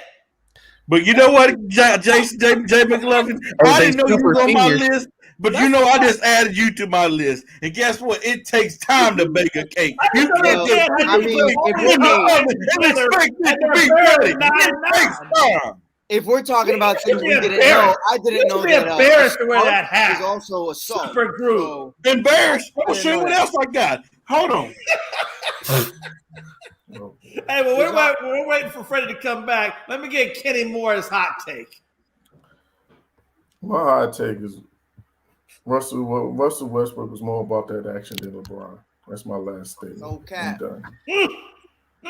I like it. Be embarrassed. You know why I will never be embarrassed of this team? You know why? Because of this. We got this right here. 17. Okay, that was yesterday. Now you're 9-9 and barely getting above. What? You can't get above. You're a super team. Jonathan, look at this. 17 of these. I will never be embarrassed of this team because of these. Nice, Freddie. That's nice. But what have we done lately? We won the championship a year ago. That's what have we done lately. Oh, so you stuck in the past? Oh, you starting to sound like a Cowboys fan. I will tell you this right now. No, it had been himself was here. He would be disgusted with what the Lakers look like right now. Who? The Mamba was here. He would be disgusted with the way the Lakers. You know why? Right you know he wouldn't. You know why? This is like the Lakers. He remembers. No, he wouldn't. Kobe knows the process. The Kobe Bryant would not be happy with all of that talent that they have on that team and that they're 500. No, that's not true. Because he knows the process. He knows what it takes to win. He He has the Mamba mentality, and he would not be happy. He would not be happy watching the way LeBron walks off the court. If he would have seen that game when they were playing the Cleveland Cavaliers and they went out in round one and LeBron was walking to the dressing room, the Mamba never went to the fucking dressing room. So don't tell me about that bullshit. Now they got me cursing. Mike Hughes, what's your hot take? Man, it ain't even that hot. Honestly, they've proved it. I've said it all year long. Freddie was one of these guys who went on here and said that he doesn't know if they could play well together. Did they tonight? I don't know. The best duo in the NBA is Zach LaVine and DeMar DeRozan. They are the best duo. They do look good. Top 5. But lost by 30 tonight. I don't know. Hey, by 30. 30. I didn't speak when you spoke, sir. Yes, and also, I didn't make it the point that spark you're talking about is fucking assault. LeBron James's spark is assault. You punched a man in the it's face. not assault. That was basketball. It's true. Either you grow up when you play basketball. Jay, top 5 players in points right now. DeMar DeRozan at 4, Zach LaVine's at 5. They're killing it right now. We're 12-6. We had a horrible game today, but it was after a really rough go. So it is what it is. It was a horrible game. I don't make excuses for that, but it's definitely something that we do need to get better at. We do need to be more consistent. But yeah, this duo right now, being DeMar DeRozan being listed as the worst free agency signing in all of the offseason. I mean, we're talking about an MVP candidate right now, and I love what I'm seeing from them. So I think that's the best duo in the league, and nobody can tell me otherwise. We call everybody MVPs nowadays. No, that's some good points. Ray, what is your hot take? He's not no MVP candidate, no. How is he? He's listed number 4 in ESPN's MVP. He shouldn't be number 4. He's the second-ranked team in the Eastern Conference, and he's so what? That don't mean nothing. 18 games don't dictate nothing. I just right. If you're not 9-9. No. Hold on. Wait. Freddie's right. If you're not 9-9, we're talking about right now. You're not 9-9. Kenny knows too. That number keeps rising. He's no MVP competition. Nope. 12. It's 18. Soon it's gonna be. It's only been 16 games. What does that mean? Talk basketball. People that know what they're talking about. You got Steph Curry. You got Kevin Durant. You got the Joker. I mean, please stop it. Get out of here with that. Their Joker's not even playing. But he was in the MVP conversation. Stop your bull. Mine is simple. The Clippers will win more games than the Lakers at the end of the year. I agree. Absolutely. And Freddie, you can't say nothing about it because you're one game away from having a losing record. You're one loss away from a losing record there, Freddie. Your supergroup is one loss away from a losing record. You ain't got nothing to say about it. Say that again, Ray. Please say it again. The Clippers. Hey, a little bit louder. We can't hear you. I need to hear you. I'm very loud. The Clippers will end the year with more wins than the Lakers. Yeah. Yeah. You laugh, but that's a good statement. Actually, hey Jay, can I change my hot take real quick? If that happens, Freddie will have a heart attack here on the show. I believe it. Yeah, you can absolutely change it. We got to go to Jonathan Mathis to get his hot take. Jonathan Mathis, please don't agree with Freddie. Hold up, Jay. What is your hot take? Hold on. I done heard a lot of funny stuff on this show. That was the most funniest right there. That was the most funny. You got the award. I promise you. Okay, Jonathan, let's go. I know they lost tonight to the Hornets, but I mean the Wizards, man, they have built a winning culture, and it has allowed their players to thrive. I like them as a sleeper team this year. I think they won the trade in the offseason. They've gotten better with that trade. It has shown. The Lakers have gotten worse with Russell Westbrook, and now Kyle Kuzma is showing up for the Wizards. He's gotten better. So I like what the Wizards are doing, and they still have Bradley Beal. They're balling out over there. I think it's a little early for the winning culture. I think they're on there. That's not a shot. That's no shot. It's just they're building something there, and they got some talent now, and they got some pieces. And Ray, you could speak to this more than I could. But I mean, your only champion is Kyle Kuzma. Yeah, but again, I do agree with the part that you said, Jonathan, that they definitely won the trade. Yep. And Mike, you can speak to this as well, as that was my pick as a sleeper before the season started. I said, watch out for the Washington Wizards. But don't tell Freddie that they won the trade, because he'll still tell you that the Lakers did. All I'm going to say is I don't know who won the trade. Jonathan, it's still 2 words. We're talking actual basketball knowledge, so he's disqualified. Kenny, you know what? You're disqualified because you're a Cowboy fan. You're supposed to be better than that. Take that doggone jersey. Now, Kenny, watch 30 games into the season. He disqualifies himself. You disqualified yourself with the Cowboys jersey on. When the Lakers are 15-15, Freddie gonna be like, it's 30 games in the season. 30 games don't matter. I think Ray is the realest one on this entire thing. I am. I sure am. I did not. We're gonna move on to thoughts on Luke Walton. We're gonna move on to thoughts on Luke Walton. Obviously, he got fired, and Alvin Gentry just got named the interim coach. You know that his 68 and 93 records in 2 seasons wasn't exactly all that impressive considering what he did with Golden State. So we're going to talk about should Luke Walton have been fired? If so, what do you think about it? Tony, start us off. Yeah, I mean, I'd agree. Like I mean, that just kind of speaks for itself. Like I really got nothing. Like Just talking about that. Hey, skip me too, Jay. I got nothing to say. He's ass. I got a lot to say about this, actually. I ain't got shit to say, bro. I got it. Oh, well. Here's your turn. You go. Yeah, I was going to say, I'll go quick. All right. So Tony, it is. Freddie, what you got on it? Listen, Luke Walton really did not have a good, have not had a good Delta cards as why he's been a head coach in the NBA. No, he have not. He has not teamed around them that they're capable of winning basketball games. This Kings team's a young team. They're in the West. Nobody really expected them to win it. I mean, let's just be honest. I didn't think that. I thought the Lakers. I thought the Lakers made a mistake by firing Luke Walton. I hated to let him go. And I bought a better coach. See what I'm saying, Jonathan? I think he's a better coach than Frank Vogel. One thing I will say. Oh my God! I'm leaving.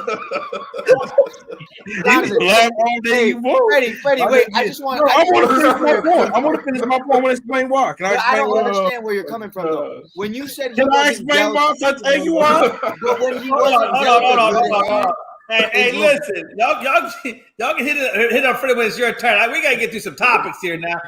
Kenny, what do you think about Luke Walton? I can't explain why. No, I didn't explain. You have LeBron James. Get to the point, because let me tell you something. By the time you get done, it's gonna be tomorrow. Well, if Mike keep interrupting me, I can't finish because nobody wants to hear what you got to say. When Luke Walton was the coach that first year when LeBron was in LA. Listen, when they was healthy, we was a top 4 seed. LeBron went down with injury. Brandon Ingram went down with injury. Lonzo Ball went down with injury. That team got hurt. They was a top 4 team by Christmas. They beat the Warriors on Christmas Day. He have never had a great hand in LA. Wait, so wasn't that only like 20-something games in, though? Does not change. You were a 4th seed, 20-something games in. It was more than 20-something games. It was like 30, Ray. Oh, that's different. That's different than 20. Can I ask a question? Okay. It's 10 more. Can I ask a question? I just want to make sure I'm it's your turn. Go ahead, brother. So Freddie, I just want to be clear. So you're saying that Frank Vogel, who led the Indiana Pacers to the Eastern Conference Finals, who won an NBA championship with the Los Angeles Lakers, is not a better coach than Luke Walton. I 100% agree with you on that. I 100% agree with you. I can't stand Frank Vogel. I want him hard now. I would have got Ty Lue over him. I now ask for drug testing to start to be implemented immediately for all analysts on the network starting today. Oh man, Freddie really need to be drug tested. No, Frank Vogel is not a good coach at all. And Freddie, if you are smoking something, you better get some detox. Yeah, they're going. Before you get caught. He did better get in Tyronn Lue. Cali, man, you send him some of that good y'all got in Cali. Freddie, all I ask is you share. That's all I care about. I just need you to share. We did better get in Tyronn Lue as our coach. This is the craziest take I heard all day. Jonathan, can I ask you a question, Jonathan? Jonathan, I gotta ask you a question. And don't let them pump your head up. When he was in LA, did he or did he not have that young talent playing good basketball? He had a young talent, but he's shown that he's not made to be an NBA and coach. He had young talent in Sacramento. They had some young talent in Sacramento. Not good as like the Laker team. The only reason it wasn't like the Laker team, but he was some Jonathan, can I ask you a question?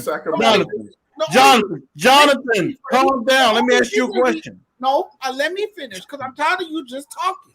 Let me talk, okay? Look, he's never been a damn coach made for the NBA, okay? The only reason he's even known and he's gotten coaching jobs and good jobs is because of who his daddy is. And the only reason he coached the Lakers is because Jeannie Buss wanted to keep it in the damn family all the time. So he's not made. Can I ask you a question, Jonathan? But when he was coaching the Lakers, were we a top 4 seed? Maybe an assistant coach, but he can't Jonathan, be were we a top 4 seed when he was our coach? For the first half of the season. Was he? Yeah, that's what I know. Freddie, no, he was not a good coach. He was not. Was he a top 4? Were we the top 4 seed in the Western Conference? Let's add some knowledge to this conversation, please. Oh my God. Thank you. This is going to be one of those times where this is crazy. I'm shocked to say this, but I think Freddie's right. I think Luke Walton is a decent coach. Oh, you too? Oh, I think you guys are you're not paying enough attention to what Sacramento is and what that environment is. I would also point to, remember when he took over with Steve Kerr? Do you remember what that Warriors team was under him? They were like 22-1 or something absurd. Yeah, but that team was built to Whoa. and he wasn't the coach at the time. Over while excuse me, sir. That's his record, right? He was 22-1.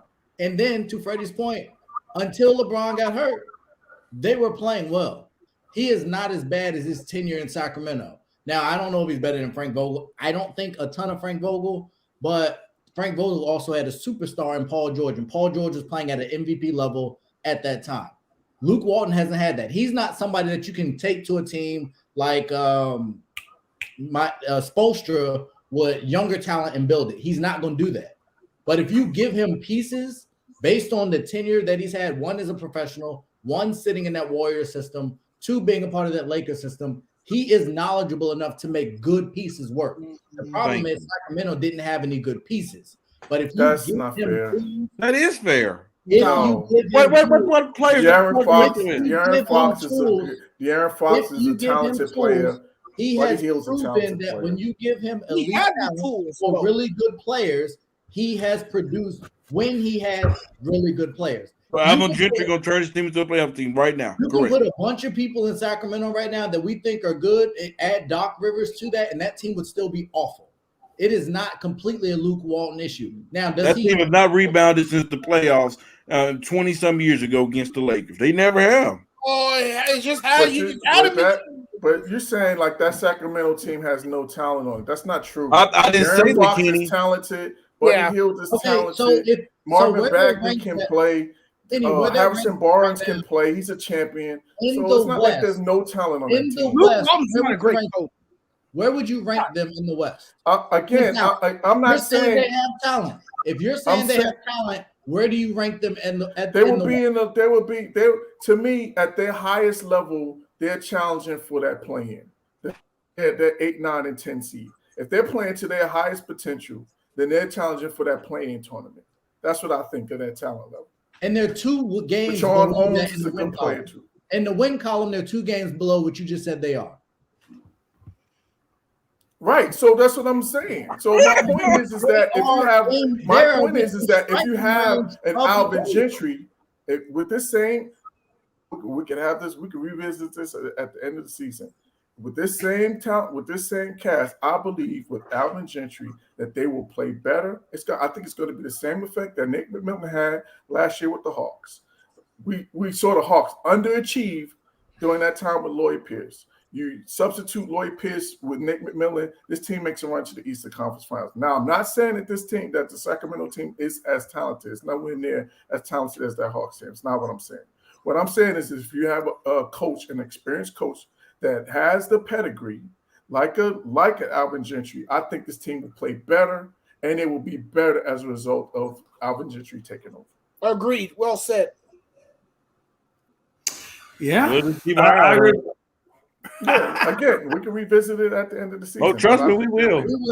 We will. Les, please. I really want to hear Freddie say like 30 more times that Luke Walton is a better coach than Frank Vogel. It is. You know why? Because look, right now, Frank Vogel is a defensive-minded coach. Where does the Lakers rank in defense right now? Towards the end. To me, these players don't respect Luke Walton. To me, they just don't. Because they don't buy into his system. To me, it's rotation horrible. Do you know one of the teams that beat the Phoenix Suns this year? Sacramento.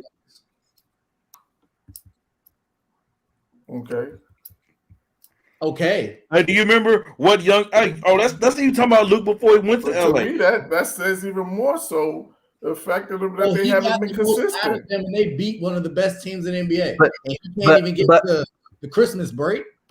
I'll say though, I countered that with the fact, like Freddie said, regular season games don't matter right now. They're 18 games in the season. It don't matter. So if they don't matter, why do you fire the coach?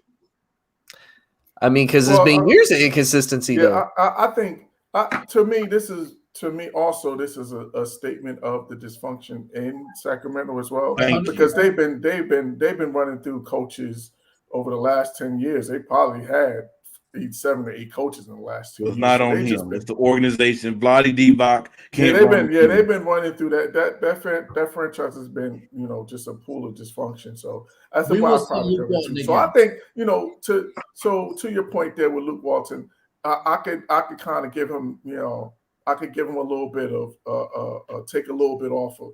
They probably could have waited now. until at least Christmas or to the All-Star break to give him an opportunity. So I can see your point there. But I think that speaks more to the dysfunction of Sacramento than to Walton's coaching. If I'm Sacramento at the end of the season, if the Lakers don't promote David Fizdale as the head coach, I would definitely look at a coach like him because I would love for them to fire Frank Vogel. So you would rather have David? You would have Fizdale as your head coach over Luke Walton? Yeah, Frank Vogel. Yeah. So wait, Yeah. you don't want to bring Luke Walton back then? You'd rather I wouldn't mind, but if I had to choose David Fizdale or Luke Walton, David Fizdale, I've seen this dude make bad substitutions. Hey, This is how bad it is. This dude can wait to somebody get hot. Then they take him out the game. But there ain't no way I'm taking no Fizdale over Frank Vogel. Freddie, it's okay if you want to admit that you're hitting the panic button as a Lakers fan. It's not all on the coach, Freddie. It's on the players too. And it's Jonathan, when somebody get hot, so when somebody get hot and you take him out the game, that's not on the coach.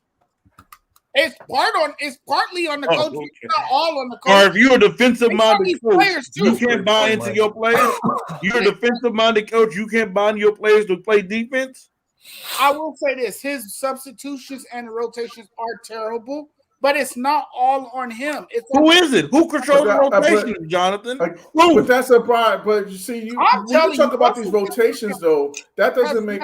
Here's why you're wrong about the rotation thing. Tell me, please. Because again, you talk about this is 18 games into the season. Yes, it is. This is a whole new roster. He's trying to figure out and we talked about this. I talked about this before. Is he's trying to figure out what combination works the best, which guys work the best with who. So it's not going to be a consistent rotation in terms of the substitution. It's not even about between that and the injuries. He's having to. Andy, do you coach basketball, right? Can you coach basketball? Right? Let me ask you a question. Okay, you have a starting five. Okay, and you tell me you had a starting five. What? Russell Westbrook, Kent Bazemore, Avery Bradley, LeBron James, and then AD. Do you think that's a great lineup? It's an okay five, but that's not going to be no five that I'm gonna stick to. That ain't gonna be no five that I'm committed to for the whole season. You telling me that's a five that you're gonna start for 82 games? Or how about this? How about it get better than this, Kenny? Russell Westbrook, Avery Bradley, THT, LeBron, and Anthony Davis. That's gonna be a combination of these as well. But I don't understand your question. These is the lineup this man put in the basketball game and expect us to win basketball games. Okay, Freddie, we're gonna have to make a part 2 on that one. Hey, listen, let's get this last topic so we can wrap this thing up. Where do the Sixers do with Ben Simmons? Do they keep him? Do they ship him? What are they gonna do with Ben Simmons? What do you think about that, Tony?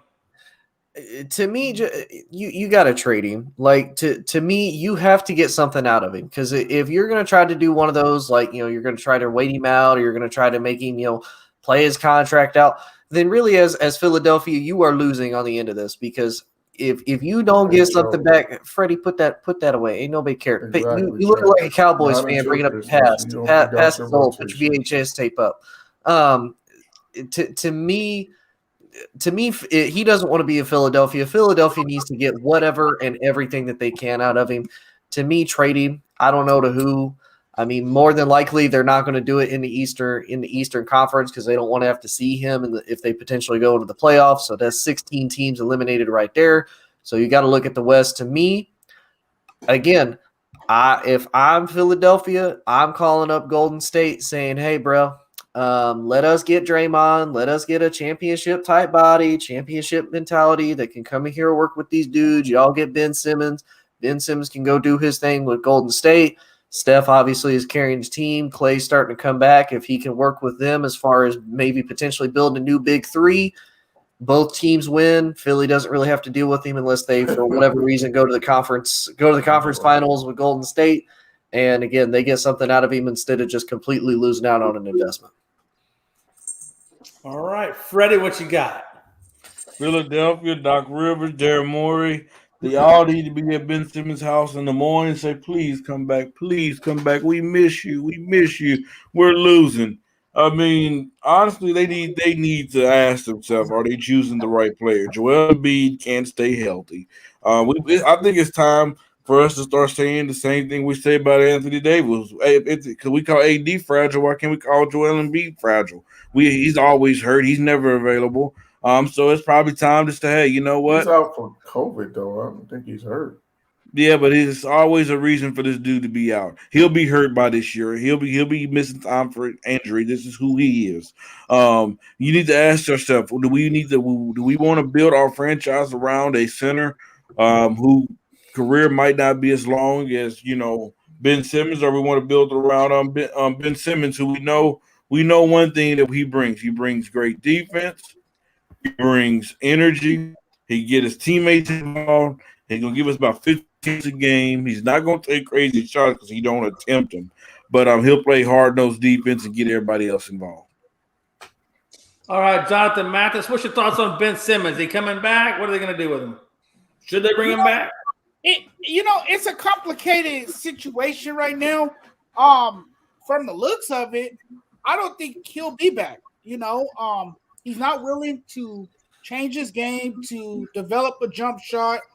And, I don't think you could really do much with the guy, if he's not going to get better and find ways to improve. And, he's a stubborn-minded player, and I think they're kind of over it. But who would you get for Ben Simmons, and where would you trade him to is the bigger question. Because, for one, the Sixers want too much in return. So, I mean, it would be hard to give up a player like Ben Simmons when you want so much in return. Right. Okay. Yeah, I agree with you. I personally don't think they should bring Ben Simmons back. I don't think Ben Simmons can take anybody to the championship. If you can't take him to the championship, I think you just got to let him go. And I don't think they should bring him back either. Candy, what's your thoughts?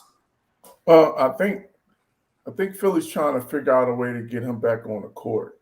I think the only way that they're going to be able to make a deal is to find a way to get him back on the court. Again, to your point, Jay, about them, or the asking price or Jonathan's asking price, I think the reason that they haven't pulled the trigger is they're trying to get him back on the court and show that he's, and I don't even know if they could prove this in a certain amount of games, but kind of show that his confidence level is back, that he's mentally, over whatever issues that he's been dealing with. And so they were trying to get that, get all of that situated to try to make a deal. And so I think that's what this is they're trying to get him back on the court. And I don't think they're going to make a deal until they get him back on the court. Because honestly, if you don't get him on the court, you're going to get 50 cents on the dollar. So I think that's what's holding this deal up, is that they're trying to get him back on the court and try to prove his value, to prove that he's still a viable, premier player, or, all-star level talent in this league, which he has, proven to be when he's played, in the regular season at least. So that I think that's really what it is that they're trying to figure out a way to get him back on the court to be able to make this deal. And they're not going to make this deal until they can get him back on the court. All right. Ray, you want to wrap it up? Gotcha. No, you move him. I think you move him yesterday if you can. I think there's a couple of targets out there. I could see you trading him for John Wall, who's just sitting on the pine in Houston, bringing him to Philly. I think that'd be a good swap. I could see swapping him with Portland, Dame Lillard. Portland's not going anywhere. I would love to see him to go somewhere else where he has a chance to win. I know he wants to stay there, but the money matches. So I think those would be the top two. If you're going to trade him in the East, I think you can put a package together and send him to Boston. I think that would be a great defensive front if they could have him, Tatum, and Brown or Smart in their backcourt. I think that would. I think you have to give up one of those guys, though. Say it again. Deal. I was saying I think you would have to give up one of those young guys in that deal. Philly wouldn't do it without. I would give up Jaylen Brown for Ben Simmons easy, and a draft pick or something else. That would be no question. I think mentally, yes, Ben Simmons has a problem. But physically, as a talent, I think his drop-off has been overstated. He had a bad series. He had a bad moment. But he's still an all-NBA player. He's an all-star player. He plays both sides of the ball well. He just can't shoot. So you build an offense around that. Early in LeBron's career, he wasn't a great shooter. Giannis hasn't been a great shooter. You got to get somebody to mentally get with him to say, hey, we know you're not comfortable shooting you have a green light. Keep shooting. Shoot. Whatever it takes, shoot. Get confident shooting. Lonzo Ball's reformed his shot. Jason Kidd. There's too many people that have overcome bad shooting, but you have to start shooting. So I think you get him in a different environment, people that believe in him, a team that's built around his skill set, which I think any of those 3 locations would be. I think he could play well with McCollum. I think he'd play well with the young guys down in Houston. And I think he could fit in Boston too. And I think they would all get better with that swap. So I think you move him. I think Philly's being stubborn and they're playing this game for some reason that's a lose-lose because you're finding him, but your team's not getting any better. And it's just a cloud hanging over your team that you need to get out from under. So hopefully they move him soon. And I think there are packages and deals to be made, but they need to come down off their asking price and just get them going. Yeah, let me say this real quick. I think that I like the Portland and the Houston in terms of locations for Ben Simmons. I'm not sure if Boston is as good a location for him because that's a tough market too. Boston could be rough on you too. And if his mental is already a challenge, if he's having challenges mentally already in Philly, Boston ain't no walk in the park either. So it could be just as bad for him there too. That would be my only concern with that one. Absolutely. All right. Hey, hopefully we haven't beat you up too bad tonight there, Freddie, with all 3 of your wonderful teams. But you look like you're still in one piece and you got halfway of a smile. So I guess you're going to be all right going through the rest of the week. If you've enjoyed this show, he's got all the hats on tonight. Hey, if you've enjoyed this show and if you've enjoyed our show tonight, about 2 hours and 10 minutes of fun-filled happiness, make sure you like, share, and comment and get our stuff out there. We appreciate each and every one of our fans. Until next time, it's been Real Talk with a lot of real feelings. Lakers, Lake Show, baby. Yeah, good night, everyone. Good night. Peace, y'all. Whole sports all plays. Whole sports all plays. Whole sports all plays.